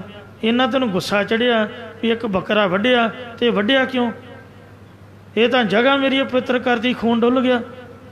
ਤੇ ਪੁੱਤੋ ਪੰਜਾਬ ਦੀ ਧਰਤੀ 'ਤੇ ਵੇਖ, ਉਹਦੇ ਸਿਰ 'ਤੇ ਹੱਥ ਰੱਖਿਆ, ਫਿਲਮ ਲੰਘਾਈ ਵੀ ਨਿੱਕੇ ਨਿੱਕੇ ਸਾਹਿਬਜ਼ਾਦਿਆਂ ਦਾ ਖੂਨ ਹੋਇਆ ਉੱਥੇ, ਜਿਨ੍ਹਾਂ ਦਾ ਕਸੂਰ ਹੀ ਕੋਈ ਨਹੀਂ ਸੀਗਾ। ਜੇ ਸਾਡੇ ਨਾਲ ਵੈਰ ਗੌਰਮੈਂਟ ਸਾਨੂੰ ਪੁੱਛਦੀ, ਸਾਹਿਬਜ਼ਾਦਿਆਂ ਨੂੰ ਵੇਖੋ ਸ਼ਹੀਦ ਕੀਤਾ, ਜਿੰਦਾ ਨੀਹਾਂ 'ਚ ਚਿਣ ਕੇ, ਕਿੰਨਾ ਵੱਡਾ ਪਾਪ ਹੈ। ਵੱਡੇ ਤਾਂ ਭਲਾ ਜੂਝ ਕੇ ਸ਼ਹੀਦੀਆਂ ਪ੍ਰਾਪਤ ਕਰ ਗਏ, ਉਹਨਾਂ ਚਿਰ ਉਹ ਡਿੱਗੇ ਨਹੀਂ ਜਿੰਨਾ ਚਿਰ ਸਰੀਰ ਉਹਨਾਂ ਦਾ ਤੂੰਬਾ ਨਹੀਂ ਉੱਡ ਗਿਆ। ਸੂਰਾ ਸੋ ਪਹਿਚਾਨੀਐ ਜੋ ਲਰੈ ਦੀਨ ਕੇ ਹੇਤ, ਤੇ ਪੁਰਜਾ ਪੁਰਜਾ ਕੱਟ ਮਰੇ ਕਬੂ ਨਾ ਛੱਡਿਆ ਖੇਤ। ਉਹਨਾਂ ਦਾ ਕੋਈ ਅਫਸੋਸ ਨਹੀਂ, ਕਿਉਂਕਿ ਉਹ ਤਾਂ ਹਜ਼ਾਰਾਂ ਨੂੰ ਮਾਰ ਕੇ ਮਰੇ ਨੇ, ਐਵੇਂ ਥੋੜ੍ਹੇ ਚਲੇ ਗਏ। ਵੇਖੋ ਸਾਹਿਬਜ਼ਾਦਿਆਂ ਦੀ ਕੁਰਬਾਨੀ, ਤਾਈਓ ਤਾਂ ਇਹਨਾਂ ਦੀਆਂ ਜੜ੍ਹਾਂ ਵੱਢੀਆਂ ਗਈਆਂ। ਕਿੰਨਾ ਉੱਥੇ ਪੰਜਾਬ ਦੀ ਧਰਤੀ 'ਤੇ ਪਾਪ ਹੋ ਰਿਹਾ, ਤੂੰ ਵੱਡਾ ਸਾਧ ਬਣਿਆ ਫਿਰਦਾ, ਮਾਲਾ ਫੇਰਦਾ। ਜੇ ਸਾਧ ਨਹੀਂ ਬੋਲੂ ਹੋਰ ਕੌਣ ਬੋਲੂ? ਤੇ ਵੇਖੋ ਮਹਾਰਾਜ ਦੇ ਚਰਨਾਂ ਦੇ ਪਿਆਰ ਦੇ ਵਿੱਚ ਹੀ ਆਇਆ ਸੀਗਾ। ਫਿਰ ਉਹਨੇ ਬਦਲਾ ਲਿਆ ਸਾਹਿਬਜ਼ਾਦਿਆਂ ਦਾ, ਪੀਰ ਬੁੱਧੂ ਸ਼ਾਹ ਦਾ ਬਦਲਾ ਲਿਆ, ਜਿਹੜੇ ਸਾਧੂ ਸੰਤਾਂ ਨੂੰ ਤੰਗ ਦੁਖੀ ਪਰੇਸ਼ਾਨ ਕਰਦੇ। ਮਹਾਰਾਜ ਦਾ ਅਵਤਾਰ ਹੀ ਇਸ ਵਾਸਤੇ ਹੋਇਆ ਹੈ। ਪਰਿਵਾਰ ਸਮੇਤ ਪੀਰ ਬੁੱਧੂ ਸ਼ਾਹ ਨੂੰ ਕੋਹਲੂ 'ਚ ਨਬੀੜ ਕੇ ਸ਼ਹੀਦ ਕੀਤਾ ਸੀਗਾ। ਉਹਨਾਂ ਸਾਰਿਆਂ ਨੂੰ, ਜਿੰਨੇ ਸਮਾਣੇ ਦੇ ਰਹਿਣ ਵਾਲੇ ਸਾਰਿਆਂ ਨੂੰ ਸਜ਼ਾਵਾਂ ਦਿੱਤੀਆਂ।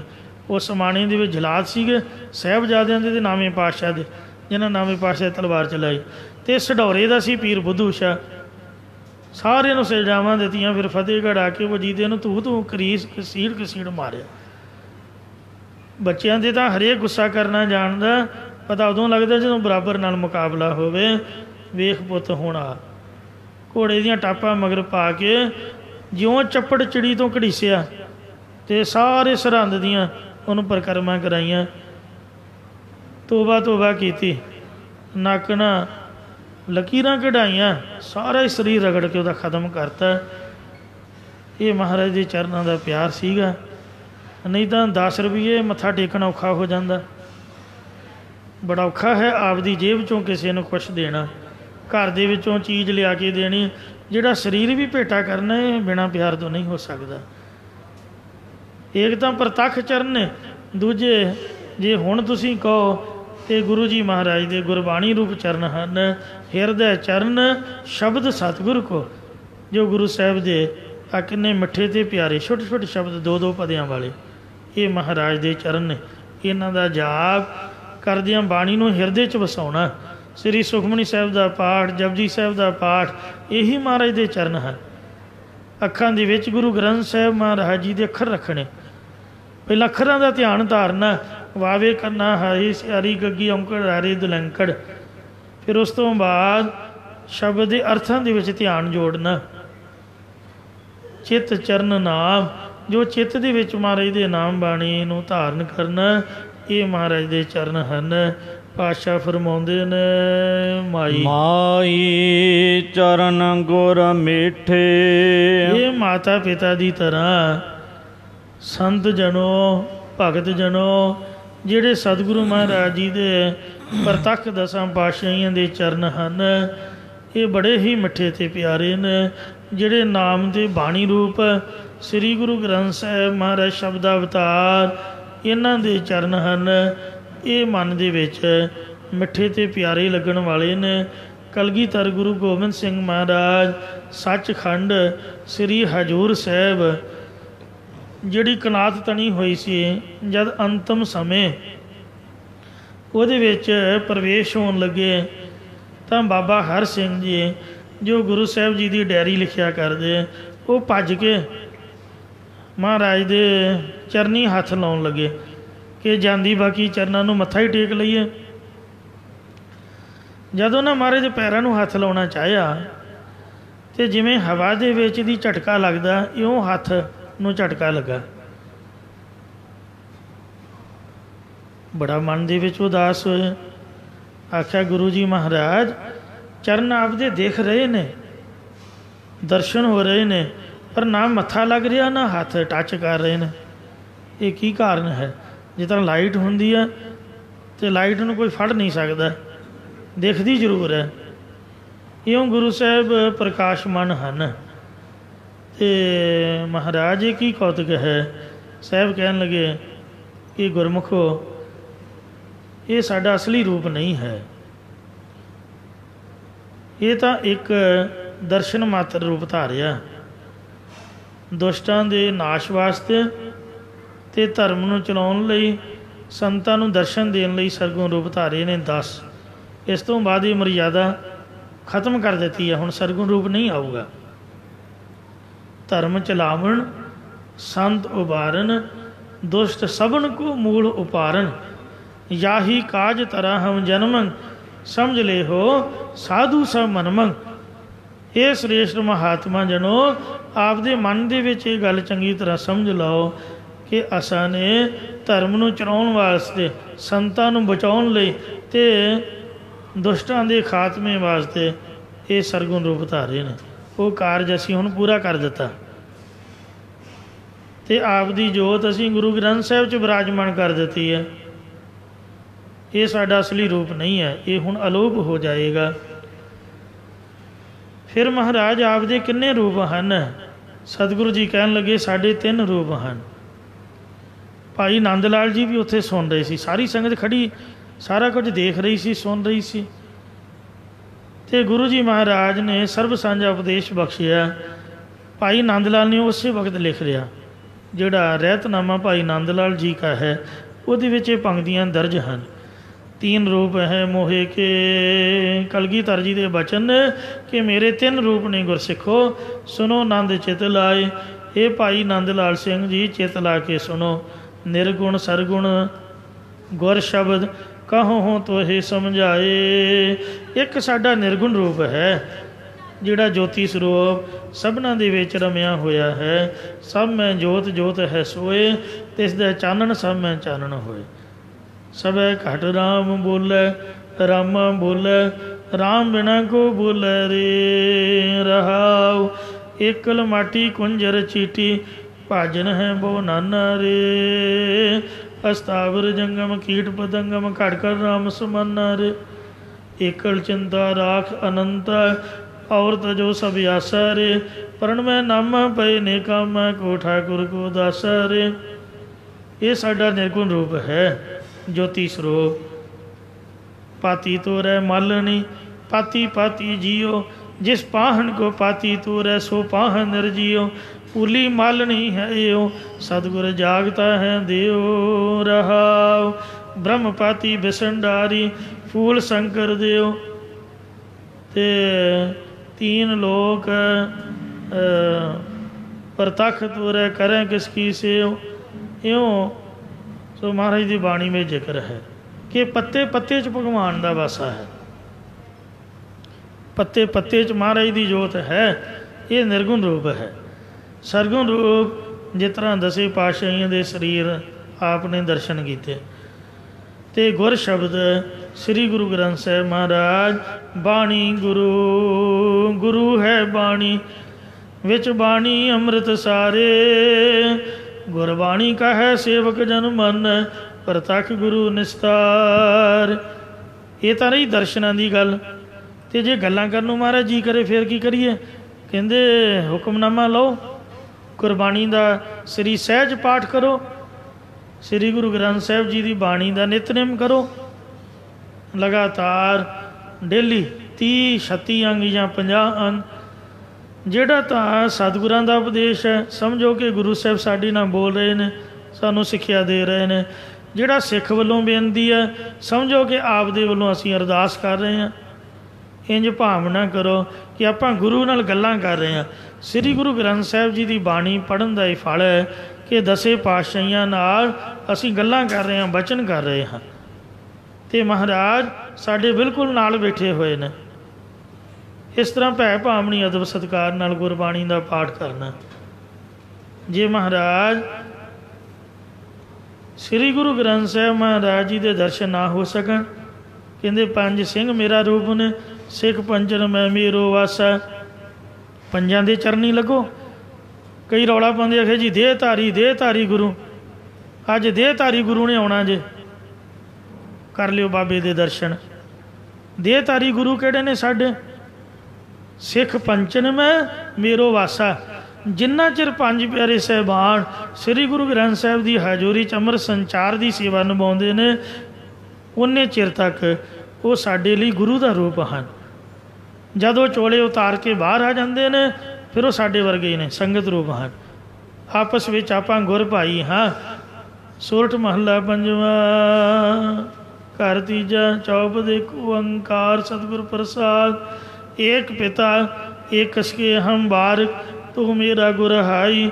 सुन मीता जियो हमारा बल बल जासी, हर दर्शन देहो दिखाई। संगत रूप हैं। तो जिन्ना चिर अमृत संचार करते हैं, छकाते हैं, उन्ना चिर गुरु का रूप ने। खालसा मेरो रूप है खास, क्योंकि पंजे इकट्ठे होंगे ने ते गुरु के बख्शे केसरी बाणी ये देहधारी हैं, जो बोल के गुरमंत्र ते मूल मंत्र पंज पंज बार दृढ़ कराउंदे ते अमृत की दीख्या दिंदे हैं। खालसे दे दर्शन करो, पूजा काल की, परचा शब्द दा और दीदार खालसे दा। खालसे पंथ च मेरी जुगती है, जोत गुरु ग्रंथ साहब च, जुगती खालसा पंथ विच। जे पंज बना मिलन ते एक सिख दो साध संग, दो दे दर्शन कर लो साध संगत। जे दो बना मिलन तुसी तो होवोगे, शीशे च अपना मूँह वेख लियो, नहा धो के दस्तार बन गए, वो शीशे चो तुहानूं मेरे दर्शन होणगे। ऐसी महाराज ने बख्शिश की है। ये चरना की कथा गुरु प्यारी साध संगत जीओ। किसी देहधारी गुरु के पैरी नहीं पैना तुसां ने। वो पंक्ति पढ़ते ने, सतगुरु के चरण धोए धोए पीवा। सतगुरु राधा स्वामी नहीं आ, या सरसे वाला सतगुरु नहीं आ, तो या कोई होर नामधारियां दा गुरु कोई सतगुरु नहीं आ। सतगुरु इक्को एक है। या तो गुरु गोबिंद सिंह होया है, वो उसी मद का चेला जिन्हें देश कौम की जिम्मेवारी चुकी तो अपना टब्बर वारता, कख पल्ले नहीं रखा, सब कुछ ही दुनिया नूं दे गए। जिम्मेवारी भी बंदा निभाए ना। किन्ना घाण मचिया पंजाब की धरती ते। वेखो दरबार साहब जे कोई साडा सतगुरु हुंदा तो उत्थे दरबार साहब जाके रौला ना पाउंदा भी मेरे बंब मारो, मेरे गोली मारो। गुरु गोबिंद सिंह वर्गा कोई सतगुरु हुंदा, उन्हां दी बराबरी तो करनी सौखी आ। कोई बोल के दिखाए माई दा लाल, उस वेले अगले गल च गूड़ दिंदे ने, जबान बंद करके जेल सुट दिंदे भी लै पुत सड़दा रहो। डरदा मारा कोई बोलता नहीं, क्योंकि सतगुरु ही कोई नहीं। मर्द का चेला तक कोई होया दुनिया च। गुरु तेग बहादुर जी मर्द, उन्हों का चेला गुरु गोबिंद सिंह महाराज। कोई साडा सतगुरु नहीं जे। और उन्होंने गुरता गद्दी प्रतख सारे लोगों के सामने हजूर साहब दी है और आज्ञा की, आज्ञा भाई अकाल की तभी चलायो पंथ, सब सिखन को हुक्म है गुरु मान्यो ग्रंथ। गुरु ग्रंथ जी मान्यो प्रगट गुरां की दे, जो प्रभ को मिले हो चाहे खोज शब्द में ले। किते तुसीं जाके मिल के वेखियो। वो निमरता दे नाल यही हथ जोड़ के कहते भाई असीं सतगुरु नहीं हाँ। सतगुरु तो गुरु नानक साहब ने, तो वो दर्शन करन आउंदे ने, दरबार साहब मत्था टेकण आउंदे। दुनिया पता नहीं क्यों कमली हुई है। तो इस वास्ते कोई अजकल दी कलयुग के भयानक समय कोई पूरा बाबा नहीं जे एवें भुलेखा ना पा बैठो भी महाराज ने लिखिया माई चरण गुर मीठे, किसी बंदे दे ही कोई पैर धो धो पींदा रहे या कोई पिआउंदा रहे। ये बिल्कुल गलत गल जे अमृत छकना तो खंडे बाटे का छको। जे तुहाडा मन नहीं जे तगड़ा अजे नहीं स्ट्रोंग आप बने तो आओ वेखो कुंभ का जल ये हरेक बंदा पी सकता। बच्चे नूं पियाओ, बजुर्ग नूं पियाओ। नहीं तुहाडा अमृत छकनों जी करदा तो कुंभ का जल भी अमृत ही है। तो बाकी जिन्हें खंडे बाटे देखना वो रहत मर्यादा विच परपक्क होवे। ਪੰਜ ਪਿਆਰੇ ਦੇਹ ਧਾਰੀ ਗੁਰੂ ਨੇ, ਉਹ ਆਪਦੇ ਪੈਰੀ ਨਹੀਂ ਪਾਉਂਦੇ, ਉਹ ਕਹਿੰਦੇ ਲੱਗ ਭਾਈ ਮਹਾਰਾਜ ਦੇ ਚਰਨੀ। ਗੁਰੂ ਗੋਬਿੰਦ ਸਿੰਘ ਨੇ ਵੀ ਗੁਰੂ ਗ੍ਰੰਥ ਸਾਹਿਬ ਦੇ ਚਰਨਾਂ 'ਚ ਪੰਜਾਂ ਦੇ ਸੀਸ ਭੇਟਾ ਕੀਤੇ ਸਨ, ਆਪ ਨਹੀਂ ਲਏ ਮਹਾਰਾਜ ਨੇ। ਉੱਥੇ ਤੰਬੂ 'ਚ ਗੁਰੂ ਗ੍ਰੰਥ ਸਾਹਿਬ ਦਾ ਪ੍ਰਕਾਸ਼ ਸੀਗਾ। ਅਤੇ ਇਸ ਲਈ ਚਰਨਾਂ ਦੀ ਕਥਾ ਜਿਹੜੀ ਹੈ ਉਹ ਸਾਨੂੰ ਸਮਝਣੀ ਪਏਗੀ।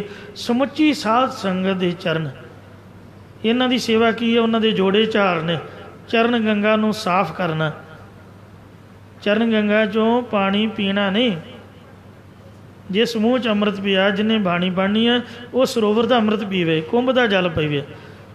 ਜਿਹੜਾ ਚਰਨਾਮ੍ਰਿਤ ਹੈ ਉਹ ਸਾਧ ਸੰਗਤ ਜੀ ਉਹ ਚਰਨ ਗੰਗਾ 'ਚ ਕੇਵਲ ਪੈਰ ਧੋਣ ਵਾਸਤੇ ਪਾਇਆ ਹੋਇਆ, ਉਹਦੀ ਸਾਫ਼ ਸਫਾਈ ਕਰੋ। ਲੰਗਰ ਦੀ ਸੇਵਾ ਹੋਰ, ਇਹ ਸੰਗਤ ਦੇ ਚਰਨਾਂ ਦੀ ਸੇਵਾ ਹੈ। ਇਹੀ ਗੁਰੂ ਮਹਾਰਾਜ ਦੀ ਸੇਵਾ ਹੈ, ਵਿੱਚ ਸੰਗਤ ਹਰ ਪ੍ਰਭ ਵਸੈ ਜੀਓ। ਸੋ ਪਾਤਸ਼ਾਹ ਫਰਮਾਉਂਦੇ ਨੇ, ਮਾਈ ਮਾਈ ਚਰਨ ਗੁਰ ਮੀਠੇ। ਮਾਈ ਹੈ ਭਾਈ, ਹੈ ਮਾਤਾ ਪਿਤਾ ਰੂਪ ਸੰਤ ਜਨੋ, ਹੈ ਮੇਰੇ ਭਰਾਵੋ, ਗੁਰੂ ਸਾਹਿਬਾਂ ਦੇ ਚਰਨ ਬੜੇ ਮਿੱਠੇ ਅਤੇ ਪਿਆਰ ਵਾਲੇ ਹਨ। ਉਹਨਾਂ ਦੀ ਮੌਜ ਕਿਤੇ ਮਾਣ ਕੇ ਵੇਖੋ, ਕਿਤੇ ਜਪਜੀ ਸਾਹਿਬ ਦੇ 25-25 ਪਾਠ ਡੇਲੀ ਕਰਕੇ ਵੇਖੋ, ਕਿਤੇ ਮੂਲ ਮੰਤਰ ਦੀਆਂ 12 ਜਾਂ 36 ਮਾਲਾਂ 18 ਫੇਰ ਕੇ ਵੇਖੋ, ਕਿਤੇ ਵਾਹਿਗੁਰੂ ਮੰਤਰ ਦੀਆਂ ਮਾਲਾ ਫੇਰ ਕੇ ਵੇਖੋ, ਕਿਤੇ ਸੁਖਮਨੀ ਸਾਹਿਬ ਦੇ 4-4 5-5 ਪਾਠ ਕਰਕੇ ਵੇਖੋ। ਤਾਂ ਪਤਾ ਲੱਗੇ ਕਿ ਮਹਾਰਾਜ ਦੀ ਬਾਣੀ ਦੇ ਚਰਨ ਕਿੰਨੇ ਮਿੱਠੇ ਪਿਆਰੇ। ਜਿਹੜੇ ਮੇਰੇ ਵਰਗੇ ਵਿਦਵਾਨ 4 ਅੱਖਰ ਪੜ੍ਹ ਕੇ 2 ਕਿਤਾਬਾਂ ਪੜ੍ਹ ਕੇ ਉਹੀ ਗੱਲਾਂ ਮਾਰਨੀਆਂ ਸਿੱਖ ਗਏ, ਉਹਨਾਂ ਨੂੰ ਕੀ ਪਤਾ ਕਿ ਬਾਣੀ ਦੇ ਚਰਨ ਕਿੰਨੇ ਮਿੱਠੇ ਤੇ ਪਿਆਰੇ ਹਨ। ਵੱਡਾ ਭਾਗਾ ਦੇਵੈ ਪਰਮੇਸ਼ਰ। ਵੱਡੇ ਭਾਗਾਂ ਵਾਲਿਆਂ ਨੂੰ ਪਰਮੇਸ਼ਰ ਗੁਰੂ ਦੇ ਚਰਨਾਂ ਦਾ ਧਿਆਨ ਬਖਸ਼ਦਾ ਹੈ। ਓਟ ਫਲਾ ਦਰਸ਼ਨ ਗੁਰ ਡੀਠੇ। ਹਰ ਸਤਿਗੁਰਾਂ ਦੇ ਦਰਸ਼ਨ ਦੀਦਾਰ ਦੇਖਿਆ, ਕਰੋੜਾਂ ਹੀ ਜਗ੍ਹਾਂ ਦਾ, ਕਰੋੜਾਂ ਹੀ ਤੀਰਥਾਂ ਦਾ, ਕਰੋੜਾਂ ਹੀ ਪੁੰਨਾਂ ਦਾ ਫਲ ਪ੍ਰਾਪਤ ਹੁੰਦਾ ਹੈ। ਰਹਾਉ ਵਿਸ਼ਰਾਮ ਦੇ ਕਰ ਫਰਮਾਨ ਕਰਦੇ ਨੇ, ਗੁਣ ਗਾਵਤ ਅਚੁੱਤੇ ਅਬਨਾਸੀ। ਜੋ ਅਗੇੜ ਭਾਵ ਆਪਣੀ ਪਦਵੀ ਤੋਂ ਨਾ ਡਿੱਗਣ ਵਾਲਾ, ਨਾਸ਼ ਤੋਂ ਰਹਿਤ ਪਰਮੇਸ਼ਰ, ਉਸ ਦੇ ਗੁਣਾਂ ਨੂੰ ਗਾਉਂਦੇ ਹਨ। ਕਾਮ ਕ੍ਰੋਧ ਬਿਨਸੇ ਮਦ ਢੀਠੇ। ਉਹਨਾਂ ਦੇ ਕਾਮ ਕ੍ਰੋਧ ਹੰਕਾਰ ਆਦਿਕਾਂ ਦੇ ਢੀਠਤਾਈ ਜਾਂ ਕਠੋਰਤਾਈ ਵਾਲਾ ਸੁਭਾਦਕ ਸਾਰੇ ਵਿਕਾਰ ਨਾਸ਼ ਹੋ ਗਏ ਹਨ। ਆਸ ਥਿਰ ਭਾਏ ਸਾਚ ਰੰਗ ਰਾਤੇ। ਸੋ ਉਹ ਸੱਚੇ ਦੇ ਨਾਮ ਰੰਗ ਦੇ ਵਿੱਚ, ਪ੍ਰੇਮ ਰੰਗ ਦੇ ਵਿੱਚ, ਸੱਚੇ ਪਰਮੇਸ਼ਰ ਦੇ ਆਨੰਦ ਵਿੱਚ ਰਤੇ ਹੋਏ ਅਬਨਾਸੀ ਪਦ ਵਿੱਚ ਸਥਿਤ ਹੋਏ ਹਨ। ਤੁਰਿਆ ਪਦ ਵਿੱਚ ਉਹਨਾਂ ਦੀ ਬਿਰਤੀ ਟਿਕ ਗਈ ਹੈ। ਜਨਮ ਮਰਨ ਬਹੁਰ ਨਹੀਂ ਪਿੱਠੇ। ਹਰ ਉਹ ਜੰਮਣ ਮਨ ਰੂਪ ਚੱਕੀ ਦੇ ਵਿੱਚ ਧਰਤੀ ਤੇ ਅਸਮਾਨ ਰੂਪ 2 ਪੁੜਾਂ ਵਿਚਾਲੇ ਦਾਣਿਆਂ ਦੀ ਤਰ੍ਹਾਂ ਪਾ ਕੇ ਫਿਰ ਪੀਠੇ ਪੀਸੇ ਨਹੀਂ ਜਾਣਗੇ। 2 ਪੁੜ ਚੱਕੀ ਜੋੜ ਕੇ ਪੀਸਣ ਆਏ ਬਹਿਠ। 2 ਪੁੜਾਂ ਦੇ ਵਿੱਚ ਚੱਕੀ ਦੀ ਤਰ੍ਹਾਂ ਸਾਰੇ ਪੀਸੇ ਜਾ ਰਹੇ ਨੇ ਅਤੇ ਪੀਸਣ ਆਏ ਬਹਿਠ। ਜੋ ਦਰ ਰਹੇ ਸੋ ਬਰੇ। ਜਿਹੜੇ ਸੰਗਤ ਦੇ ਦਰ ਦੇ ਵਿੱਚ ਰਹਿ ਗਏ ਉਹ ਬਚ ਗਏ। ਜਿਵੇਂ ਕਿੱਲੀ ਨਾਲ ਦਾਣਾ ਲੱਗ ਜਾਏ ਉਹ ਬਚ ਜਾਂਦਾ। ਨਾਨਕ ਅਜ ਬਡੇਠ। ਇਹ ਆਸ਼ਚਰਜ ਕਥਾ ਹੈ। ਬਿਨ ਹਰ ਭਜਨ ਰੰਗ ਰਸ ਜੀਤੇ। ਇੱਕ ਵਾਰ ਉਚਾਰਨ ਕਰੋ ਸਤਨਾਮ ਸ੍ਰੀ ਵਾਹਿਗੁਰੂ। ਪਰਮੇਸ਼ਰ ਦੇ ਭਜਨ ਸਿਮਰਨ ਤੋਂ ਬਿਨਾਂ ਜਿੰਨੇ ਵੀ ਰੰਗ ਤਮਾਸ਼ੇ, ਦੁਨੀਆ ਦੇ ਕੌਤਕ ਵੇਖਣੇ ਅਤੇ ਵਿਸ਼ੇ ਰਸ ਭੋਗਣੇ, ਜਾਂ ਜਿੰਨੇ ਵੀ ਵਿਸ਼ਿਆਂ ਦੇ ਆਨੰਦ ਤੇ ਪਦਾਰਥਾਂ ਦੇ ਸਵਾਦ, ਸੰਤ ਦਿਆਲ ਜਨੇ ਸਭ ਝੂਠੇ। ਉਹ ਦਿਆਲੂ ਪਰਮੇਸ਼ਰ ਦੇ ਸੰਤ ਮਹਾਤਮਾ ਜਿਨ੍ਹਾਂ ਨੇ ਸਾਰੇ ਹੀ ਝੂਠੇ ਜਾਣੇ। ਜਾਂ ਦਿਆਲੂ ਸੰਤਾਂ ਨੇ ਲੋਕਾਂ ਦੀ ਕਲਪੇ ਹੋਏ ਸੁੱਖ ਸਾਰੇ ਹੀ ਝੂਠੇ ਜਾਣੇ ਹਨ। ਨਾਮ ਰਤਨ ਪਾਇਓ ਜਨ ਨਾਨਕ। ਸਤਿਗੁਰੂ ਮਹਾਰਾਜ ਸਾਹਿਬ ਕਥਨ ਕਰਦੇ ਕਿ ਗੁਰਮੁਖ ਜਨਾਂ ਨੇ ਨਾਮ ਰੂਪ ਉੱਤਮ ਵਸਤੂ ਨੂੰ ਪਾਉਣਾ ਕੀਤਾ ਹੈ। ਨਾਮ ਬਿਹੁ ਨ ਚਲੇ ਸਭ ਮੁਠੇ। ਜੋ ਪਰਮੇਸ਼ਰ ਦੇ ਨਾਮ ਤੋਂ ਬਿਨਾਂ ਹਨ ਉਹ ਆਪਣੇ ਸਕਾਮ ਕਰਮ ਪੁੰਨ ਦਾ ਨਾਦਕ ਸਾਰੇ ਇੱਥੇ ਹੀ ਲੁਟਾ ਕੇ ਪਰਲੋਕ ਨੂੰ ਚਲੇ ਗਏ ਹਨ। ਸੋ ਮਹਾਰਾਜ ਦਾ ਨਾਮ ਰੂਪ ਜਿਨ੍ਹਾਂ ਰਤਨ ਧਾਰਨ ਨਹੀਂ ਕੀਤਾ ਉਹਨਾਂ ਦਾ ਸਭ ਕੁਝ ਹੀ ਸਮਝ ਲਓ ਲੁੱਟਿਆ ਗਿਆ ਹੈ। ਪਰ ਗੁਰਮੁਖ ਲਾਹ ਲੈ ਗਏ, ਗੁਰਮੁਖ ਲਾਭ ਲੈ ਕੇ ਗਏ ਨੇ। ਮਨਮੁਖ ਚੱਲੇ ਮੂਲ ਗਵਾਏ ਜੀਓ। ਮਨਮੁਖ ਆਪ ਦਾ ਸਾਰਾ ਜੀਵਨ ਸੰਸਾਰ ਦੇ ਜੂਏ ਵਿੱਚ ਵਿਸ਼ਿਆਂ ਦੇ ਕੌਡੀਆਂ ਬਦਲੇ ਇਹ ਲੁਟਾ ਕੇ ਸੰਸਾਰ ਤੋਂ ਪਰਲੋਕ ਨੂੰ ਖਾਲੀ ਹੱਥੀਂ ਚਲੇ ਗਏ। ਚੱਲੇ ਜੁਆਰੀ ਦੋਏ ਹੱਥ ਝਾਰ। ਇੱਥੇ ਸਮਾਪਤੀ ਕਰਦੇ ਹਾਂ ਜੀ। ਅੱਜ ਅਮਰ ਸ਼ਹੀਦ ਬਾਬਾ ਹਨੂੰਮਾਨ ਸਿੰਘ ਅਤੇ ਸਮੂਹ ਸ਼ਹੀਦਾਂ ਦੀ ਪਵਿੱਤਰ ਯਾਦ ਦੇ ਵਿੱਚ ਹਰ ਮਹੀਨੇ ਦੀ ਤਰ੍ਹਾਂ ਆਪ 10ਵੀਂ ਦਾ ਦਿਹਾੜਾ ਮਨਾ ਰਹੇ ਹੋ। ਪਵਿੱਤਰ ਸ਼ਹੀਦਾਂ ਦੀ ਯਾਦ ਦੇ ਵਿੱਚ ਅੰਮ੍ਰਿਤ ਵੇਲੇ ਦੇ ਸੱਜੇ ਸੁੰਦਰ ਦੀਵਾਨ ਦੇ ਵਿੱਚ ਬੈਠ ਰਹੇ ਹੋ। ਆਓ ਅੰਮ੍ਰਿਤ ਵੇਲੇ ਦੇ ਦੀਵਾਨ ਦੀ ਸਮਾਪਤੀ ਸ਼ਹੀਦਾਂ ਦੇ ਸਨਮੁਖ ਖੜ੍ਹੇ ਹੋ ਕੇ ਗੁਰੂ ਚਰਨਾਂ ਵਿੱਚ ਅਰਦਾਸ ਕਰੀਏ। ਸਤਿਗੁਰੂ ਜੀ ਸੋ ਉਹਨਾਂ ਸ਼ਹੀਦਾਂ ਦੇ ਪਰਉਪਕਾਰ ਹਮੇਸ਼ਾ ਲਈ ਸਾਡੇ ਮਨਾਂ 'ਚ ਵਸਾਉਣ ਜੀ। ਭੁੱਲ ਚੋਂ ਖਿਮਾ ਕਰਨੀ, ਅੱਗੇ ਤੋਂ ਸਮਤ ਬਖਸ਼ਣੇ। ਬਿਨ ਹਰ ਭਜਨ ਰੰਗ ਰਸ ਜੇਤੇ। ਸੰਤ ਦਿਆਲ ਜਾਣੇ ਸਭ ਝੂਠੇ। ਨਾਮ ਰਤਨ ਪਾਇਓ ਜਨ ਨਾਨਕ। ਨਾਮ ਬਿਹੁ ਚਾਲੇ ਸਭ ਮੂਠੇ।